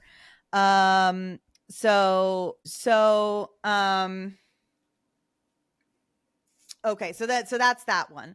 Then we find another one that is a vision of the first elves are, this is where we learn that the first elves are spirits, and Mythal is gonna encourage Solas to take a physical form made of lyrium. Yes. And use lyrium to build a body, and the ground shakes and everything. So we learn the origin of the elves is that they're spirits, and the first war that the elves fought when they became mortal is against the Titans. Solas didn't want to do this. Mythal convinces him. Then we learn that Solas gives Mythal the lyrium dagger, which can be used to nullify the Titans and cleaving their spirits from their body. So the Titans are severed from their body. That's how the elves win this war. And he warns that using it will mean that the severed dreams will fester and become a blight, but that it's the only way to end. So the Titans' madness to the blight from Solas's words is that, like, this is where the blight comes from. It's like an origin from separating the Titans from their souls. And then the deepest regret is Solas in Trespasser, killing Mythal to absorb her power. And this is how, Solas went from being a regular mage who had lost most of his abilities and his powers and was not the god he once was, to the god version of him that we see in Trespasser. So we see that scene. Reads to me. That I totally am on board with. So I'm sorry. Really quick. Yeah. I thought the lyrium dagger was the red lyrium idol. Was that not confirmed? So here's the thing. That is what that's what our Peepaw told us in his infirmary. But either that is a lie that Solas was telling us, but it's very unclear, poorly delivered, or it's just whatever. Or it's a contradiction. It doesn't, but it's one of those two. Okay. So then after that, we meet Morrigan in the crossroads. She has one more thing to tell us. There's a fragment of Mythal in the crossroads somewhere. Okay. So just like there was a fragment, and Morrigan also says that there's a fragment of Mythal in her. Now, how? Why? Because Morrigan could have drank from the Well of Sorrows, in which case she would have had a fragment of Mythal within her already. Yeah. Now there's a new other fragment of Mythal within her, and we don't know why or how at all. But whatever. Morrigan has a fragment of Mythal in her. There's another one here at the crossroads, and we have to go find it. We go and meet Mythal, and I just want to say, Kate Mulgrew the woman that you are.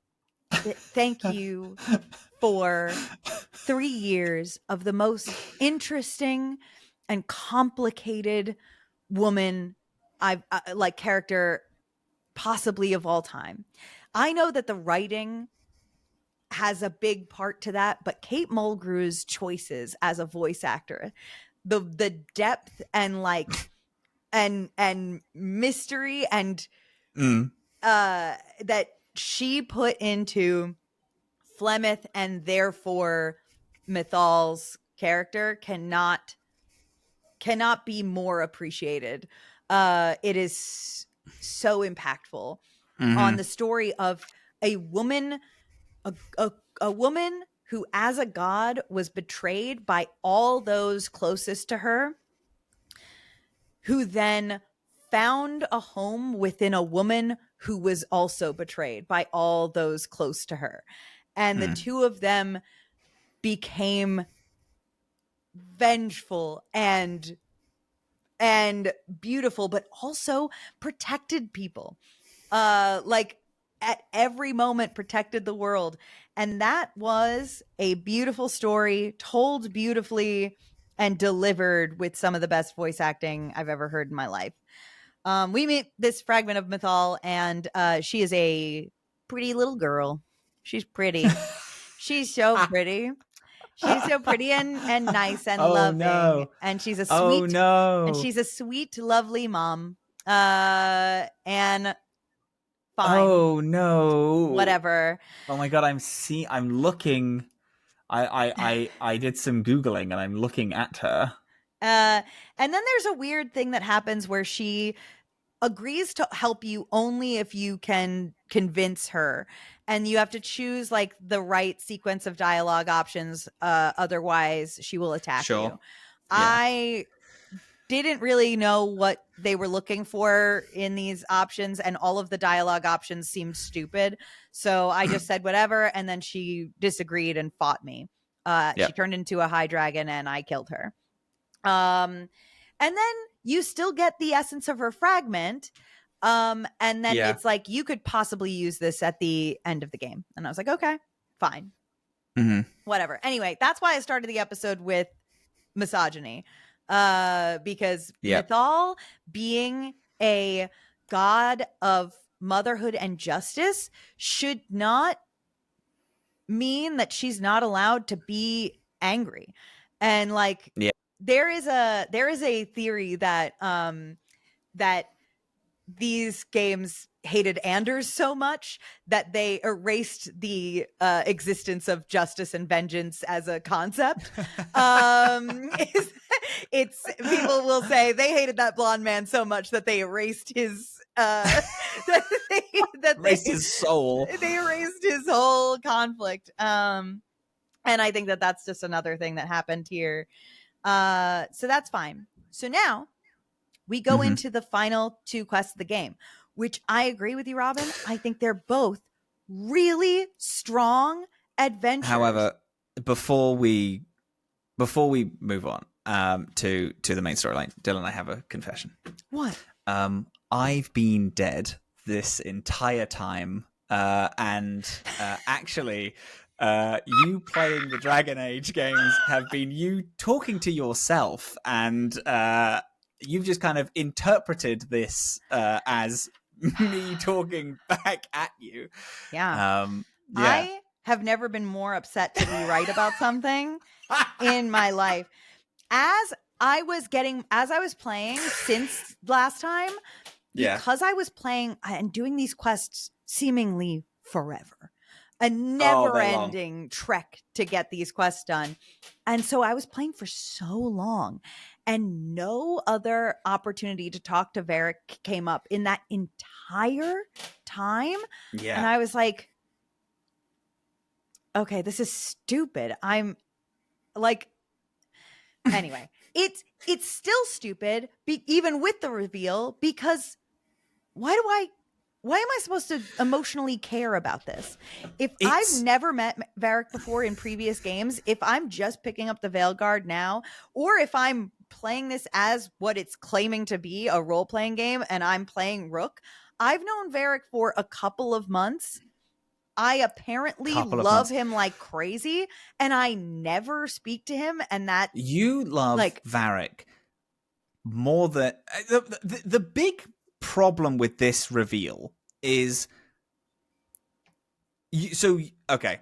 All right. Before we talk about how stupid the reveal is, you do one quest beforehand. Right. You're first going point of no to return kill ghilan'nain. That's the goal. Ghilan'nain,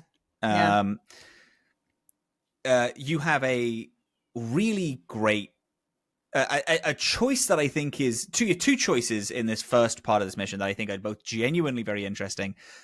This is going to be a great conversation. These last two missions are going to be a great conversation point for when we play Mass Effect 2. Because these two missions are ripped almost directly from Mass Effect 2 of there is a problem, two people know how to solve the problem, who is going to solve the problem? And depending on what you pick, XYZ happens. Yeah. The first thing is there's a lot of Darkspawn. We need a distraction. So ghilan'nain isn't going to wonder where we are. Harding is like, I'm a scout. This is my job. Davrin's like, there are a lot of Darkspawn. Let me take it. Who did you pick? Scout Harding. The job does Davrin. Need a scout. She's 100% correct. I picked Davrin because I was like, I'm a Grey Warden. If we come across the Archdemon, I can take it. If Davrin comes across the Archdemon, Davrin can take it. We have a Grey Warden leading each. That makes perfect sense. Team. Yeah. Which obviously isn't gonna happen because it's not gonna determine that you picked a Grey Warden. But it was a thing where I was like, just in case. And that's the thing. This is why these missions are frustrating. I wasn't thinking in the Veilguard terms. I wasn't thinking like, well, this is a game and they're not going to know that I'm a Grey Warden, so we're not going to meet the Archdemon now. I was thinking like a role-playing game, and I was like, oh, well, I mean, I guess I'm a Grey Warden, you're a Grey Warden, let's lead these two teams and have them split. And I was like, oh, cool, they're making me play a character. This is crazy. They made me think in universe, not in the Veilguard, and I got really excited by that fact. Yes. Also, Harding Emmerich are my two. That's my team. Is Harding Emmerich. So I also was like a little selfishly. I was like, I kind of want Harding and Emmerich to be the two that are free. Emmerich and Lucanus has been my team. I do switch Harding with Lucanus occasionally, but I was like, I'm romancing Harding. Harding is slightly higher level, so I was like, I'm going to pick Harding. You pick one of them, and then the rest. Then most of the team goes that way. You and two others go your way. Fight through a lot of Darkspawn. You all meet up at another point after the distraction has happened. There is a door that is locked with very like high spooky magic. Mm-hmm. Balara is like, I know ancient elven artifacts, I can do it. Nev is like, yes, but this is blood magic stuff, and I'm the mage that knows how to like disable blood magic things. And then it's another, who are you going to pick? Who did you end up picking? I picked Balara. Balara's whole thing is doing this. Balara as well. Yeah, that seemed like a no-brainer to me. But these are interesting choices that had a pretty severe impact on the adventure. So like, as you're going into fight, I think the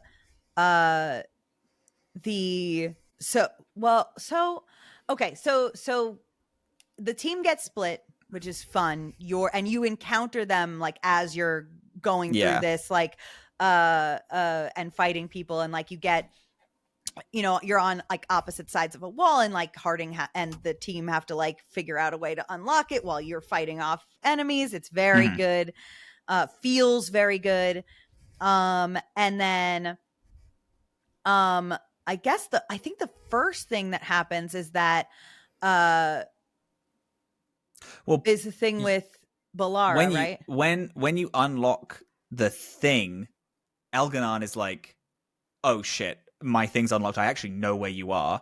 Hey, you have an elf. This elf should be back with her people and then grabs her and then pulls her through an Alluvian. Yes. Back again. And then you lose Balara. Balara's out Balara's again. gone.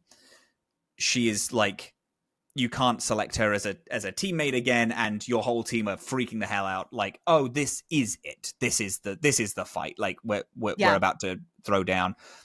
Everyone's like, oh, we have to go save Balara, and I think Rook does a cool thing where they're like, nope, we kill ghilan'nain, then we work on getting Balara. She is not a priority right now. And I was like, hell yeah, that's the Rook that I wanted, is someone that's like, the mission is first, and that's but you don't get a say in that. It's just what default happens.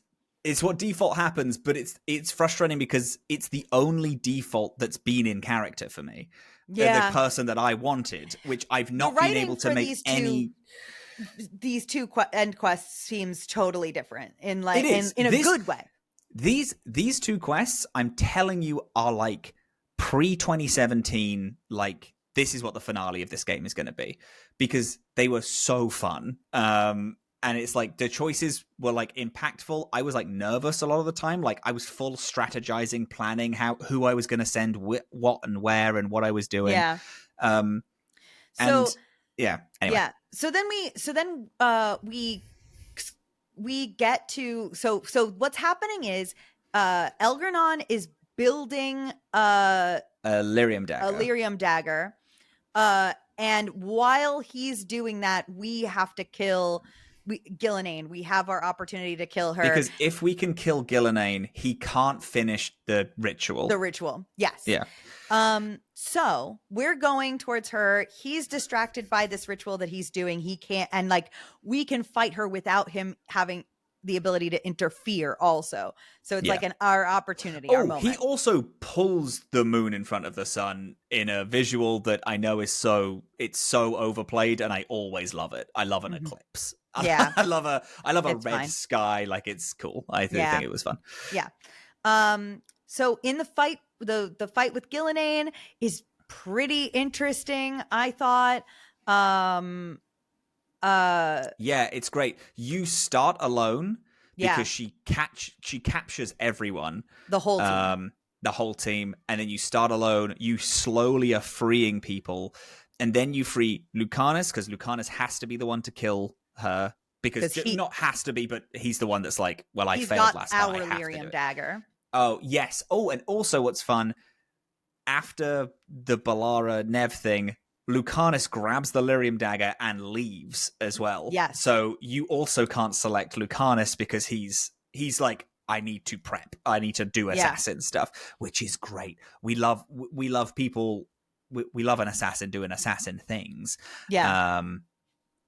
Very Final Fantasy VIII, which is a reference that you'll never get. But there's a scene where there's someone who's trying to assassinate someone, and it's a cool setup. Yeah. Anyway, so you free everyone. Mm-hmm. Then you kind of get knocked on your ass, and Lucanus and, for me, Davrin begin fighting ghilan'nain together.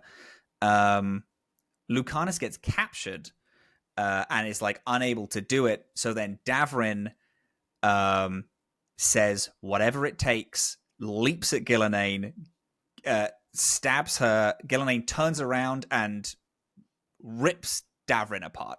He fully dies. Then Asan. Oh, does this happen to you as well? This happens to Harding. Harding gets stabbed 1,000,000 times and then falls into an abyss. Oh my god, that's crazy. It was Davrin for me. Mm-hmm. Davrin dies. I think Asan then dies, because Davrin dies, falls, and then Asan flies to Davrin into like Darkspawn mush, and then I think there's like a comment later of like, oh yeah, they both died. Yeah. But then because of that, Lucanus then does his cool wing like crow thing, leaps at ghilan'nain and fully stabs and kills her in a fucking cool mission. Yeah, it was cool. elgar'nan shows actual emotion about his sister dying, which is great. Yep. He has to leave. The ritual he doesn't get to do the ritual, and he doesn't get to finish it, and he leaves and is like, you're gonna fucking pay for that. And then he turns up and throws you into where Solas is, into the Fade, I believe. because then Solas is like, no, then you have no. a whole conversation with Solas. No? So at that moment is when Solas does this to you. Solas is the one who does this to you. So you kind of fall on your ass and then you wake up in the Fade. And because I thought that elgar'nan is the one to originally put you in the Fade, and then Solas is like, good, you're here. And then does the thing, Yeah. So now you are there and you see Lucan. It looks like Lucanus's body dead on the ground. But then you look back and it is Varric. And we get the reveal that Varric's been dead the whole time. Yeah. Whatever. Well, we don't. It's this first hint that he's been dead the whole time.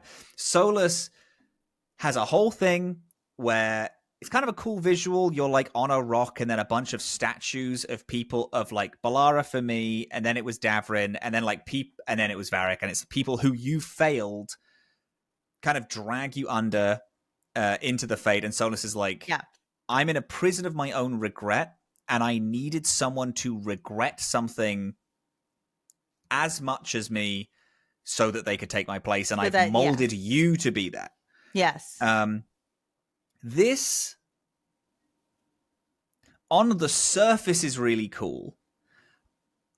I haven't regretted any decision I've made so far.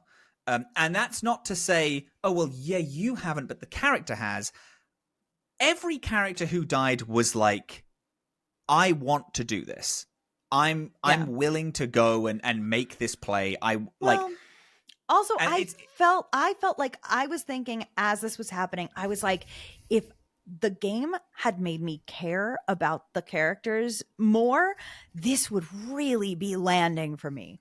Like if I was and had felt really attached to these characters like I have in previous games, and then they died or bad things happened to them based on my decisions, which also I don't really feel like a lot of it is really based on my decisions. It's like sort of like, then I really, really would have cared. And I was like, as it was happening, I was like, this would be landing for me big time if the game put more effort into it. I think what this needed, because so then you go through this like Fade of your own regret. Yeah. You confront Balara. Balara says the most frustrating thing to me that was said in this entire game. She says, I'm sorry to make you feel sad, and then says like, but I trusted you and blah, blah, blah. And I'm like, if you're trying to make me feel regret, don't say sorry to make you feel sad. Don't try to cushion it. Just hit me with the punch. Give me, yes. Yeah, like, and it's part of the fact that this game really doesn't want to like hurt or offend anyone, and it's like it's trying to couch everything, and her saying sorry to make you feel sad really pissed me off. Yeah, me too. Then you see Nev.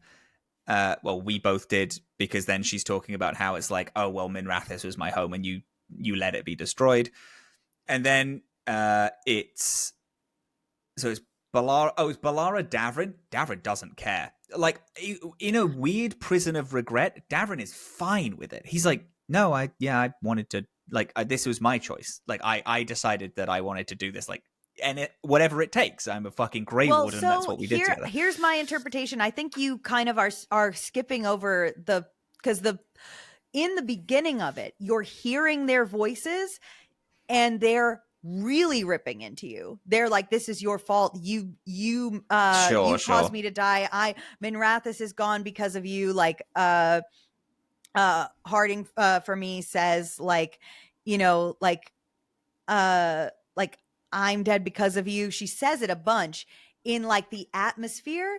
And then I think maybe I don't think it's delivered perfectly well, but I think that the point is that to escape the prison, you have to actually confront them and talk to them and realize that you are not really the cause of all of this suffering. That was you like telling yourself that.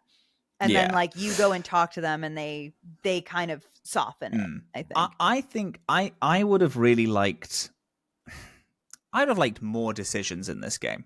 And the thing is again, it's like, oh, this is a prison of your own regret. And again, it's like, Davrin chose to die. in that moment. Like, he says whatever it takes and then jumped, and that wasn't my call. That was his call. I told him to take B team. That doesn't mean that he had to kill himself then. I know I was making that decision in game, but in universe, I wasn't making that decision. If he died in the B team because he was leading it, sure, that's my L. I'll take it.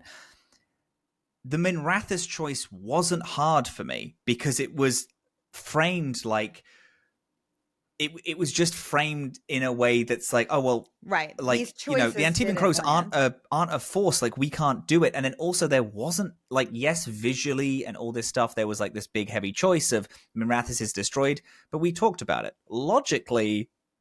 Max 2 to 3 hours I wasn't there because I can teleport there. If this game had more big choices and big, you know, big things to help, like, or if just drag me with that regret, were better written with better impact. Then this would have really landed. When this hitting, it's like, oh, this, I actually do regret all these choices. Like, I don't want Minrathous to be destroyed. I don't know it. I want real shit to, like, be happening and things suck. I don't want NPCs that I don't know die. It's this thing of, like, let's use Inquisition for this. Yeah. The Templar mage thing isn't an easy choice. It's a tough decision to make, to, you know, do that. I'm trying to think of the decisions in Inquisition that you hit. It's like you hit Mage Templar, which is a really big one. I mean, I guess a lot of them are personal, so it's a little harder. But my thing is, like, I think there needs to be more choices. There needs to be, like, harder hitting, really, like, you're sitting there and mulling it over choices. Fucking Brother Genitivi themed choices where it's like, oh shit, do I let everyone know that the Urn of Sacred Ashes is here? Yeah. Do I free the fucking werewolves or do I free the elves? Do I, you know, join the Templars or do I join the mages? Maybe Origins was the one I should have picked, not Inquisition. But you know what I mean? It's like these big things. And then, drag me down with the fact that it's like, I actually did and ah about this choice for ages. Not like a single choice that I made because you pitched it wrong. I agree. Anyway. So then the very last thing is you see Varric's shade in the end, and he reveals that, you know, Solas did something to make you see him. This reveal is just, I mean, it's a stupid concept. It's stupid, bad, and poorly executed from start to finish, the entire 100%. way through. And it doesn't mean anything to me. And Varric in this game doesn't mean anything to me. He means, like, the relationship between him and Rook is unclear. Its depth, like, it is non-existent. And then this reveal doesn't hit at all. And this it doesn't reveal retroactively makes a bunch of other conversations not make sense. I sat down with the Inquisitor and she was like, do you think I should take Solas? Like, do you think I should forgive Solas and blah, blah? And I'm like, I don't care if your Inquisitor didn't like Varric at all. Solas killing Varric would make the Inquisitor go scorched earth and be like, I'm going to fucking kill this guy. Or bring it up. She would mention, hey, you know how Solas killed one of my best friends? Like, how does she not bring it up? Harding doesn't bring... Varric, I'm so sorry, Robin. It's all right. No, please do. Varric Tethras is a famous author. Like, in Thetis. Like, people should be talking about it. I'm gonna tell you this one more again. I know they don't care about any previous decision. If Hawk was alive, do you honestly think that Varric dying would not make the champion of Kirkwall turn up and be like, it's like, oh, we're the Veilguard. We have huge amounts of armies. Hawk's like, I'm one guy. I'm going to fucking kill them. I don't give a fuck. Like, I'm cleaning through countries of people to get to this one guy. That is why you should talk about previous choices, because I would, you know what? Story of the game again. Varric dies, Solas kills him. You make the choices of, like, what happened to your Warden, what happened to Hawk. And if Hawk is alive, you have to fight Hawk. If you're like, oh no, we're going to, like, try to talk Solas down, you have to fight Hawk. Like, there's no, like, you try to have a conversation because Hawk turns up with the Inquisition because Hawk knows the Inquisition and knows that this stuff is going on, and then finds you in the lighthouse because nothing is going to stop that absolute psychopath from turning up at your door. And it's like, hey, so I heard that you're going to try to convince Solas to turn over a new leaf. And it's like, yeah, we were kind of, or it's like, hey, I heard you have Solas in your mind. Bell me in. I need to speak to this motherfucker right now. Is it blood magic that means that you can speak to Solas? I will slaughter you in this room to talk to him. I'm going to drink your blood to make sure that Solas will get me on the phone because I'm about to kill this egg. Yeah. It's crazy. It's like the Inquisitor would be pretty angry. Hawk would burn countries to the ground. Harding talks lovingly about the Inquisition, doesn't bring Varric up. Like, if he just died, she's going to mention it. None of it makes sense. It doesn't make sense in the lore of its own universe of just the Veilguard, let alone Dragon Age. Like, Thedas would be turned upside down by people trying to revenge this man. It's fucking crazy. And the fact it's so insulting that the Inquisitor was even thinking about taking Solas back. Because that's the line. It's like they did this for shock factor, but the problem is they didn't think of where's the line for these characters. And the line is you kill Varric Tethras. That's how you're gonna go. That's how this war begins, and that would be crazy. The stakes of this world of this game would be fucking huge if opening they kill Varric and you watch so much of the South go. We're gonna tear the veil down to get to this guy. Like, that's a scary game. You can't, like, not being able to reason with certain characters because, like, Mr. Dragon Age has died. Yeah. I don't know. It just fucking sucks and doesn't make sense. It doesn't make sense. It's really And now disappointing. I need the story of... Actually, you know what I need? I need the story of Hawk climbing out of the Fade after you left them there in Dragon Age Inquisition to be like, where the fuck is Solas? I survived all that and I came back and my best friend's dead. I'm making omelets. I'm cracking all eggs. Yeah. I would love that storyline. Yeah.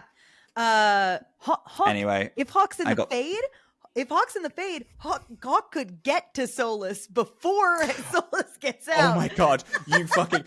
And you know what? That's the get. Okay, this is so fan fiction of me. This is my pitch of the game. Okay. Opening is exactly the same, but Varric fully dies, and we know that. Solas is trapped in the Fade, and the whole game is him being like, elgar'nan and ghilan'nain are wreaking havoc. You need to get me out.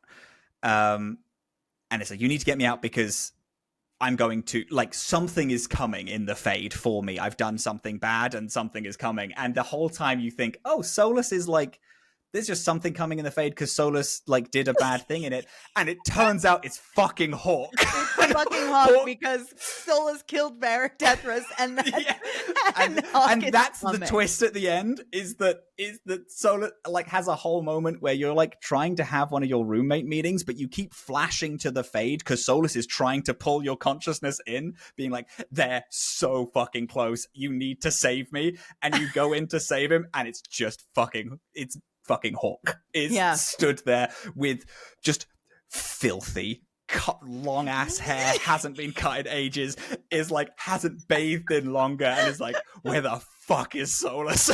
I'm gonna fucking kill him. It's like, oh my god, how did you hear that Varric died? I didn't. I felt it. I felt it in the universe. I felt my best friend end, and I decided to go kill Solas. That would be crazy fun. I would love that. I would love that so much. But that's just because I love Hawk so much and they're my favorite. I know. But yeah, they didn't think about who this character was or what the impact of killing them would be. Full ass rant about my fan fiction about Hawk. I'm so sorry. I took up so much airtime. I loved that. I loved that. So excited. Oh my god. That's exceptional. every half-brained fan fiction idea that we've come up with has been leagues better than almost everything in this game. Oh my god, I need Solas to be Solas. I need Hawk to be in the game. Then we've learned the truth and we escape the Fade because we've confronted our regrets in a way. And then Emmerich pulls us out and shit. The whole team is there pulling us out, which I thought that was cool. That was cool. That was cool. Again, would have been really cooler, like a lot cooler if I cared more about these characters because the game had been better. That's the thing. I would have loved to earn this moment of like, it's a bunch. I want to go full, like, instead of everyone being best friends, I want to start the game and everyone hates each other. Like, everyone is there because it's like, well, we have to save the world because we fucking live in it. And they're all at each other's throats to this point when this is the moment that everyone's like, no, we're a team and we live and we die together. Great. And they come through and pull you out of the Fade, and it's like, you find out that while you've been trapped here, they've actually been working together without you corralling them and forcing them to, and like this is the culmination of all that. Sick. That'd be excellent. That'd be awesome. But you're pulled out. You have a little talk about it. Everybody is so condescending about the Varric thing. They're like, we didn't mention it because we thought everyone's you knew talking about it now. Now everyone's talking about it. And Varric gets brought up consistently now, and I'm like, all right, gang, this is the shit ass twist. I hate this. Whatever. Okay, but then we have to go. We still have to confront elgar'nan. He is the last one. He still has his archdemon. Yeah. And now we know Solas is out in the world. They've attacked Minrathous like on a full-on assault, but Solas is there saving people and fighting them. And it's like mildly annoying to us because the people are calling the Dreadwolf a hero. And to me, the Dreadwolf should be a hero. Like, he's not this just like simplification into his character being like, oh, he was a bad guy the whole time. He was freeing the elven people from tyrannous gods who enslaved them. Like he did it bad, and like the ritual he did had bad consequences, but he was objectively trying to do a heroic thing. This whole like he's a liar and he's a schemer and he's using people thing is such a garbage simplification of what he is. Whatever. Anyway, he's out there. He's saving Minrathous in our absence. And so we have to go confront him. And do a siege. Siege assault. On there. And we have to get the dagger back because Solas is never going to agree to kill elgar'nan. Because if he kills elgar'nan... Oh, no. If he kills elgar'nan, that's what that's what will end the Veil, right? It will kill the Veil because the Veil is tied to the gods that were trapped there. So if the last god attached to it dies, it will still fall. Yeah. And Solas is never going to agree to put the Veil back. So we have to take that power out of his hands. We have to get the dagger back. And then we have to try to cut Solas with the dagger to tie him to the Veil so that when we kill elgar'nan, the Veil won't drop. Fine, whatever. The adventure here is another really cool one, though. It's another thing. Oh, I loved this whole final set. I loved it's like every person that you have like pretty good, like every like faction that you have good standing with turns up, and you are fully like, it's like almost a heist. You're like planning a siege, and it's like, okay, what faction is like, the factions are like, oh, I'm gonna hit this area and try to do this, and it's like, but we need someone who is good with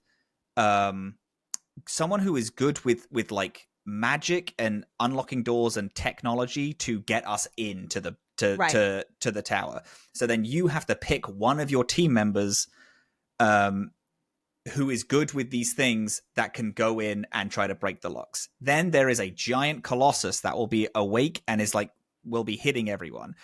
the Grey Wardens are going to try to fight that. Well, for me, it was the Grey Wardens are going to try to fight that. Yeah, it was Grey Wardens for me, but you get to pick your team member who's going to go with them. And it's like, who is good at fighting big things that will be able to take this thing down? I had Emmerich do the breaking the ritual. I had Tosh do I did Tosh do that. I had front assault. Nev do the breaking because I wanted Emmerich with me. I originally picked Emmerich, and then I actually changed my mind and I picked Nev because I realized, because you're picking a bunch of people and then they're all busy, so you don't have time to have them in your party. And also Balara and whoever died are dead. Right, so you're really limited. You're limited with your team. And then there's going to be a shitload of Venatori, but they will collapse if their commander is dead. So you have to pick someone to go and kill the commander. Lucanus is the easiest choice in the world. Yeah. But this was really cool. This was really good. Yeah. This was a great, and again, this is going to be a great conversation to talk about at a later date. Yeah. Also, the game tells you that if the companion is not a hero of the Veilguard, you have a higher chance that they're going to fail at this mission. Yeah. So I had everybody at hero of the Veilguard, but if you don't, there's a higher chance becomes a more complicated decision. And it was more complicated, but I was lucky because the team that was doing it for me is the Veil Jumpers, and they were at max. So I risked picking Nev, even though she wasn't a hero of the Veil for me. So hoping that she had the backing of the Veil Jumpers, and she did. She was successful. Mm-hmm. And then you pick all the people, you pick who's coming with you, and then you have the sickest fucking cutscene. It was so slick. All of your decisions and choices and the people with you were all like being enacted at the same time. For me, Emmerich had this great thing where when everyone like got their weapons and ready, he like swung his staff over his face and went from Emmerich to Lich Emmerich, and it was awesome. Oh, that's hot. So sick. It was fucking so fresh. I love him. Even without that, I felt like that whole cutscene was still really strong for me. But that's really cool. It was awesome. Yeah. It was a great, like, it made me feel like the shit I've been doing was the true trudgery of this game was cool for this moment. Yeah. I just felt cool. I was tense the whole time because I was like, we had a really long cutscene with Nev trying to lock the thing where she was failing to unlock the door, and I was like, oh my god, she's gonna fucking die! Holy shit! And like, I thought that Emmerich did it like easy. It was great. I love that. Actually, that's fucking huge. I had one where Tosh almost died. It looked like Tosh looked like, because they were crumbled under the thing and then they like broke out of it. That was huge. I thought that was fucking awesome. There was so much in this cutscene that I was like, this is Dragon Age, baby. Like, this shit fucking big Dragon rules. Age vibes, yeah. Big Dragon Age vibes from these two last cutscenes. You make it. You then go and you find Solas, who is like fighting tentacles. And then you have like a conversation where you try to convince him to do something. You try to Well, I think you go to him and he's like, oh, you got out. Good job. I keep underestimating you. By the way, we don't have time for what you're going to ask me, so we have to get up there. Yeah, that's what it is. Yeah. And then Solas joins your team. I love this in any RPG where you get someone who is like hyper powerful that's not in your party, but you can feel the effects. Because he just Solas is casting crazy huge spells and doing just like nonsense shit. Doing and you're big fighting, AoE like, stuff where he's freezing whole hordes of enemies. Of people. And they're all like hyper strong enemies that it's like you see them coming, you're like, oh fuck. And then Solas like insta kills them and it's like, oh yeah, baby, we're doing the damn thing. And it's great. Then you get to a certain point and then the archdemon turns up, this massive dragon. I do like the look of this archdemon. It's a particularly big dragon, even though it's just a big dragon. But I was like, "Ooh, it's a big dragon." And then Solas is like, "Fuck, I have to kill this thing because none of you are strong enough." And then gives you the lyrium dagger. and he's like, go kill elgar'nan. I'm gonna do this. And then he turns into the Dreadwolf, turns into a giant wolf, and then fights this dragon. I want you to know that how you picture me in that moment, it's accurate. Well, how am I picturing you? Were you psyched? Did you hate it? So psyched. I was so psyched. Oh my God. The Dreadwolf has a werewolf form. Yeah. That's like, are you kidding me? Big werewolf guy, for those who don't know. Yeah. Big, multi-eyed, fucking cool-ass form. Giant god wolf. Oh, yeah. Oh, I was fucking jizzing everywhere. It was crazy. Love that. It fucked. And then you're like, you battle through Minrathous as tell you what, Nev was mad that Minrathous was destroyed when the dragon was around for 20 minutes. This place is rubble. This place is completely fucked now. I'm glad that Nev isn't like, well, look at my city now. You did this. It's like, no, I didn't. This guy did. Yep. It was already rubble when I got here. So anyway, you're fighting through a tower. Occasionally you're like interrupted because a fucking wolf and a dragon like break the building that you're in, and it's fucking cool. It's great. You're like fighting around them, and there's a lot of big tough guys, but I have my mechanical like stats. I was all about stagger and pushback, so I was just pushing people off of buildings, and it was easy. Love that, yeah. Mm-hmm. Yeah. Then you get to the base of because the palace that we saw at the beginning of the game that we keep being like, man, I hope we go up there at some point, is where elgar'nan is, and you're going to climb up this tentacle that is like connected to this place, and you're at the base of it. The Inquisitor turns up, Morrigan turns up, the heroes of everywhere that you've seen have kind of turns up. And then they're like, right, game plan, what is happening? This is it. This is the final moment. This is the, talk to your team one last time. There is a thing which the team made another dagger that looks and feels exactly the same as the lyrium dagger, but Solas won't know until the last moment. I didn't understand what happened. I was like, I feel like I must have missed something. Yes. So while you were in the Fade, they were trying to come up with a backup strategy because we've lost the lyrium dagger. So they were trying to see if they could recreate it.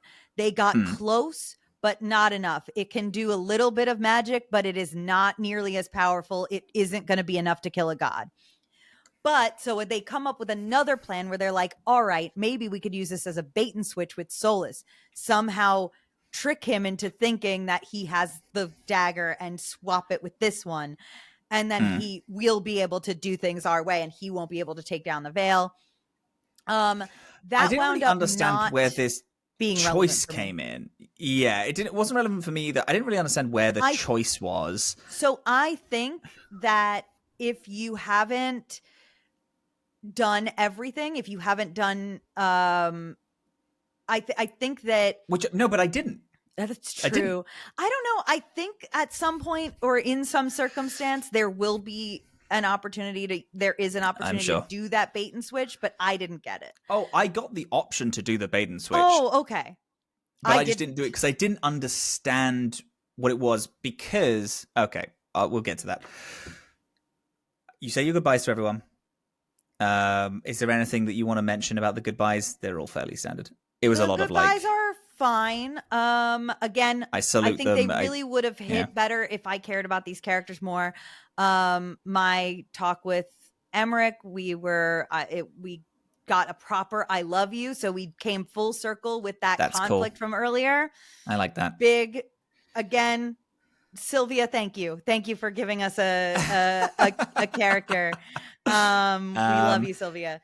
You get to the base just before you climb up. Yeah. The Inquisitor is like, we have to hold this position for you. This annoyed me, but in a different way. Helwyn for me was like, we have to hold this position.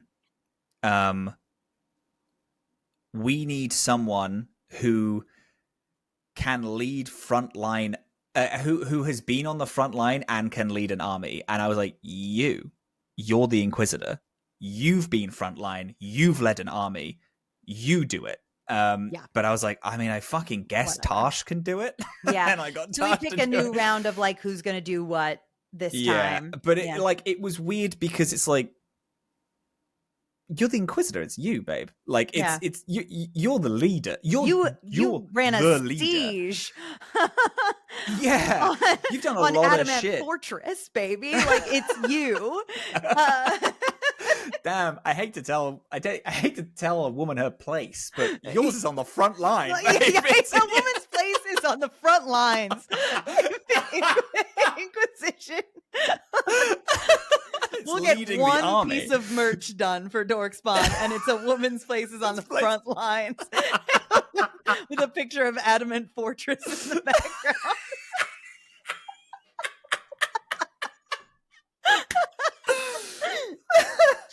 No, we have two. It's a woman's place is the front line, and then we have one which is it's a picture, a silhouette of Hawk saying, "Where's Solas?" That's it. There you go. Or just, "I'm gonna make an omelet," something like that. And it's anyway. You climb up the thing, then you confront elgar'nan. He's like full blighted now. He has a gross face because his face is all dripping with like goop. And I'm like, clean yourself up. You're a leader. Yeah. You fight him in a fight that I found very satisfying because I kicked the hell out of him. Oh, we find and release Balara. We find and release Balara, of course, because that's when the Archdragon turns up. It's because we find and release Balara. She's like going mad. She's fully blighted. She like has weird like red eyes now, and it looks great. And I was like, oh, this I would really love for us to have like a hour or two with this. It's really cool. But because of that, because she was stuck inside of his like his hive web mind for a while, she could also hear some of his plans. So she's helping us now with defeating him, which is really cool. That was cool. That was neat. So then ultimately also before we go out to fight the final battle, Morrigan stops us and is like, oh, might not have happened for you, I think. So we have two extra things that might help in this fight. Cool. I have the essence of Mythal that I could use. We don't know what it's going to do, but we can use it. And then Morrigan gives me some fragment of Solas's memories. From her own fraction of Mythal. And what she gives is like the memory of it's the memory of Solas's army that fought him in the first place. And she's like, if you find yourself in dire need, activate this and they will fight him one more time. So it's like the enslaved elves of Arlathan are going to rise up and kill elgar'nan one final time. Cool. Huge. Cool shit. Fucking sick, actually. Great. That's awesome. And then that's where I learned that the Lyrium dagger has slots for runes that I haven't been using, and you can activate them. I just totally forgot that no was way. That's crazy. So I filled those up and started using them in the final fight. So that's cool. Once you kill elgar'nan, you have a final confrontation with Solas. So I actually want to hear how this went for you, because you didn't have the option to use Mythal at all. No. So this is fun because listen, I'm going to be so real with you. The last 30 minutes, I've had a great time talking. Do you know why? Because we're getting excited about Dragon Age. Yeah, I missed that. This last mission is really good. I missed that, So you fight elgar'nan. He is like, yeah, I'm full ass immortal. You can't beat me ever. And then Balara sits in the chair, and then she controls the blight. So then she does something I can't necessarily remember. She becomes kind of like a blight god a little bit, and then does some shit. Because he does that thing where he mind controls us for a little bit. She lets the thing absorb her so that she can fight him within the hive mind and and tells it to drop us. And yes. That's it. Yeah. It's cool. And then Solas comes out, and then he is like, "Oh, you kill elgar'nan." Solas comes out and showboats a little. And then I had the choice to fight Solas or to do the dagger switch. And I didn't really understand what the dagger switch was going to do. But I thought it was like, oh, you kind of switch it and then Solas leaves. And then it's kind of like a, you let the veil like come down or whatever. And you kind of like agree with Solas. But then I was like, but that doesn't make any sense. Anyway, I didn't really understand what it was. Sure. So I just decided to fight him. You go to like swing the dagger. Solas stops you, takes the dagger from you, and then like opens the thing, and then everything starts going really bad. And then in a moment, which I again really liked, all of the companions start turning up and just like wailing on Solas. Holy shit! Cool. Solas then like releases you because he tries to fight other people, and then he turns and you like punch him so square in the face that he like fully falls on his ass. You grab the dagger and then stab him and kick him into the veil, and then he like falls in and is like, I will find another way out, and you're like, I fucking doubt it. And then he is absorbed into the veil, and then it closes, and then you climb back down. And I knew that there was a best ending. I thought it was fucking awesome. It's a really cool final scene where everyone turns up and then starts like Harding turns up and then like hits him with an arrow, and then like Tarsh like smacks him in the knee, and then like Lucanus like jumps on him and stabs him, and it's like a whole thing where everyone's doing shit, and then he turns around and then you full like one clean Stan Pines from Gravity Falls like punch him like square in the jaw, and then he falls down. It's cool. It's a really cool bit. To me, that sounds like a best ending, to be honest. So I am really curious what happens if you do the dagger swap. But what I did was I activated the Mythal fragment. Yeah. And this was disappointing to me because I find Mythal to be such a letdown in terms of all the build up. 3 games of lore around her, and she's just sort of like a sweetie. I don't know. It was just very odd to me. And so she shows up. She talks to Solas. I can't even say she confronts him. It's like just such a very bland conversation. But and then again, we're back to being a very Veilguard-y, where he immediately like admits that he regrets what he's done, and he immediately agrees to undo what he's doing. He's going to close the veil. He'll tie himself to it, and he's going to go seek redemption for himself. Sure. And fine, I guess. So he does that. So Solas takes the lyrium dagger, the true lyrium dagger, cuts himself and ties himself to the veil, seals it, and goes off to find redemption for himself. And that's the ending that I got. I know there are a couple other endings. I haven't looked into what they are, but I plan to. There is a Sovelian romance ending, like a specific romance one. But I think I like yours better. I got a really cool one. I have actually got it pulled up. I just pulled it up because you said, "Oh, I wish I saw that." I know that we can't really watch it on the podcast, but afterwards, I implore people to go just check out, if you haven't seen it, the Fight Solas ending, because I thought it was really cool. That sounds really good. Yeah. Yeah. And also it's like,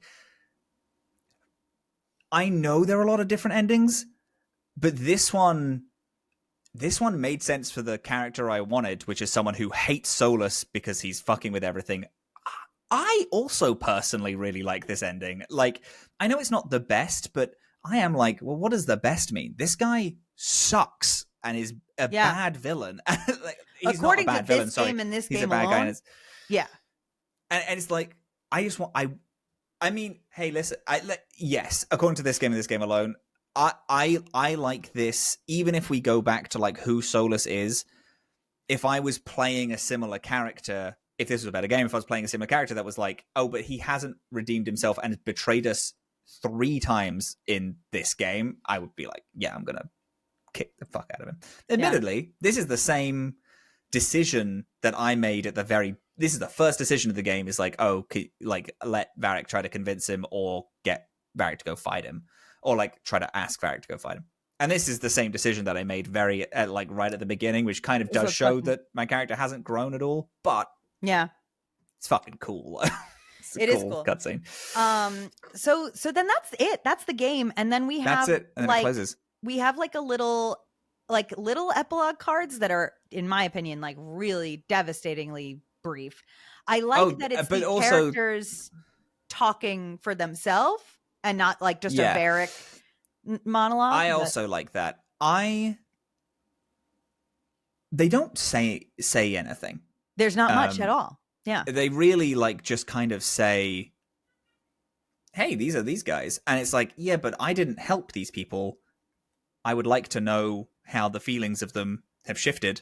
Mm-hmm. And then it has the last moment that I felt was very condescending is they were like, thank you to all of us who got us all this way. And I'm like, but you didn't listen to anyone. You didn't even care about the previous games that got you here. So fuck you for that condescending piece of shit. I was mad about that. That was really upsetting. So so I wound up liking those last 2 quests. Loved those last 2 quests. That last quest I thought was fucking awesome. It was. I still am pretty salty because I feel like overall the theme of this, the messaging of this was just simply not the adventure that I thought this game was going to be, and like it was not a story that I think the previous games were building to. Specifically, I do want to call out one thing, which is that they've made Sandal's prophecy untrue, and that was one of my favorite fucking things. It's so stupid, but my boy Sandal said one day the magic will come back. That all of it, everyone will be just as they were. The shadows will part and the skies will open. When he rises, everyone will see. That is what my boy Sandal says when he is given the gift of prophecy in Dragon Age 2 Act 3. Listen, I don't want anyone listening to confuse my enjoyment of Act 3 my enjoyment of Act 3, my enjoyment of Emmerich, to be any enjoyment for this absolutely dog shit game. This is a bad story. It is an insulting story. It is not fun to play. I will not play it again. Oh, I'm never playing this again. Yeah. The last two missions of this game, the last 2 big missions, I know that they're separated by several little missions. The last 2 missions of the game are so fun. So fun. In the middle of these 2 missions is one of the most insulting twists I've ever fucking seen. Let's not give this game any praise. Because it is a great mission. They insult you directly to your face. And then another fantastic mission. Yeah. This is not really in any way a good game. I know. I played like 60, maybe 70 hours of this detritus. And I had fun for 3 hours. Kill yourself. I played 80 hours of this game. It's crazy. You know what? It's horrendous. Yeah. But the last 2 missions, because there is a lot of decisions, there was tension. It felt like Dragon Age. It felt like Dragon Age again. It had good music. Yeah. It looked beautiful. It was fun. It did interesting things with the format that it was doing. This game is horrendously bad. Just because it has a closing note that is really fucking cool doesn't mean this game is good at all. I agree. Yeah. So Robin, we've been doing a very fun and mean sign off for this game, but now that I've played it in full, I know what the actual sign off would be if, say, we had done this game the same way that we did the first 3. Okay. So I know what the real sign off is. Before you take any guesses, because I want you to think, do you know what it is? Do you know what the actual I have no idea. Aside from we've been dead this whole time. No. An actual quote from the game that is said so much that it would be the actual catchphrase. Now, before I say it. Is it? Don't say it. Don't say it. If you know what it is, don't say it. Oh, I don't know what it is, though. I'm guessing, but I will wait. Don't guess it. Don't guess it. So first thing, I want to recap what the catchphrases that we picked from the first 3 games were. We had in war, in peace, vigilance, in war, victory, in death, sacrifice for Origins. God love him. Killer. The Warden sign off killer. Yeah. In Dragon Age 2, we picked an early quote from Mythal, which was, your struggles have only just begun. Even though it's not necessarily a catchphrase, killer line. So fun. And Corypheus It's a good thesis. Yeah, exactly. Yeah. And Corypheus's line from Dragon Age Inquisition, beg that we succeed, for we have seen the throne of the gods, and it is empty. God, what a line. So good. And so now, Robin, I'm gonna take a guess here, because I think that you could know what this is. Oh God, I don't know. I'm thinking of a line that is said a lot, but I don't know if you're doing like a bit and it's like a really shitty line. It's really shitty. And in comparison to those first 3, it is bad. If you don't want to guess with me, that's fine. But I'm gonna say it. I don't want to guess with it. Okay. Are you gonna guess with me? Because I have a feeling I'm going to get it wrong, and that gives me so much performance anxiety that I kind of don't want to. You don't want to do it? Okay. So then I'm just going to say it, because the real sign off for this series would be whatever it takes. I knew it. That's what I was going to say, actually. Fuck, I did know it. Because the thing is, in a better written game, whatever it takes, that would be a cool, I think, if whatever it takes, if this were the characters from Dragon Age 2 and they said whatever it takes a lot in terms of this, like, we're going to kill Solas or whatever it takes, and you're just making horrendous decisions the whole time, I think that would be sick. But it really only comes into its own and people say whatever it takes consistently toward the end of the game. They just keep saying whatever it takes. But because there's no stakes and because there's no reason for me to be the guy and there's no reason for us to be doing any of this, whatever it takes is just like, and it carries no weight, and it's nothing. Do you know what's crazy? After Balara's mission, I had a conversation with her when she asks, why are you doing this? Yes. Like, and I had the option, and I did click. Me too. I don't know. I have no idea. I don't know. And she was like, yeah, maybe it's because we're all good people just trying to survive. And I'm like, no. You don't know why I'm doing this, though. There is no motivation. If I'm at the final act of the game and my character has the chance to say, I actually don't know why I'm here, this is that you've got to take it back to the drawing board, gang. You really can't even thing. You can't record that line. That's just bad. Yeah. Crazy. Truly horrendous. I hate it. I hated this game toe to tip. Oh no, I didn't. Toe to neck. Because the head I thought was really fun. But I think it was fun because, gang, I love big set piece battles, and that is something that will never change about me. I liked the last Hobbit movie because it's just a giant set piece battle. It has no indicator on if it's good or not. I just like a big set piece. No, I agree. Now, are we done talking about Dragon Age of Veilguard? We're done because we have some we have some stuff. Some housekeeping. Gang. Some housekeeping. We started this because this is Dylan's favorite franchise of all time, and I've never played any Dragon Age game. When we started playing the Veilguard, we were like, I don't want to stop doing this kind of video game book club thing with you. I want to keep going because best friend in the whole world, and we just love talking about stories. Yeah. So next week, we are going to have a kind of Dragon Age wrap-up where we talk about everything that we... Yeah. Just a series as a whole. We're going to have questions that we're going to ask each other. Not really formal ones, but like we have things like what one character appeared in one game that you would have loved to have been a companion. You would have loved to turn up later, been in other games. Like, you know, what is a favorite mission from the series? What's a favorite moment? Stuff like that. If you are in our Discord and you have, yes, please add yours to the Discord. Do. And then after we do that, we have decided that we're going to play the Mass Effect franchise. Yeah. Starting with Mass Effect 1, of course.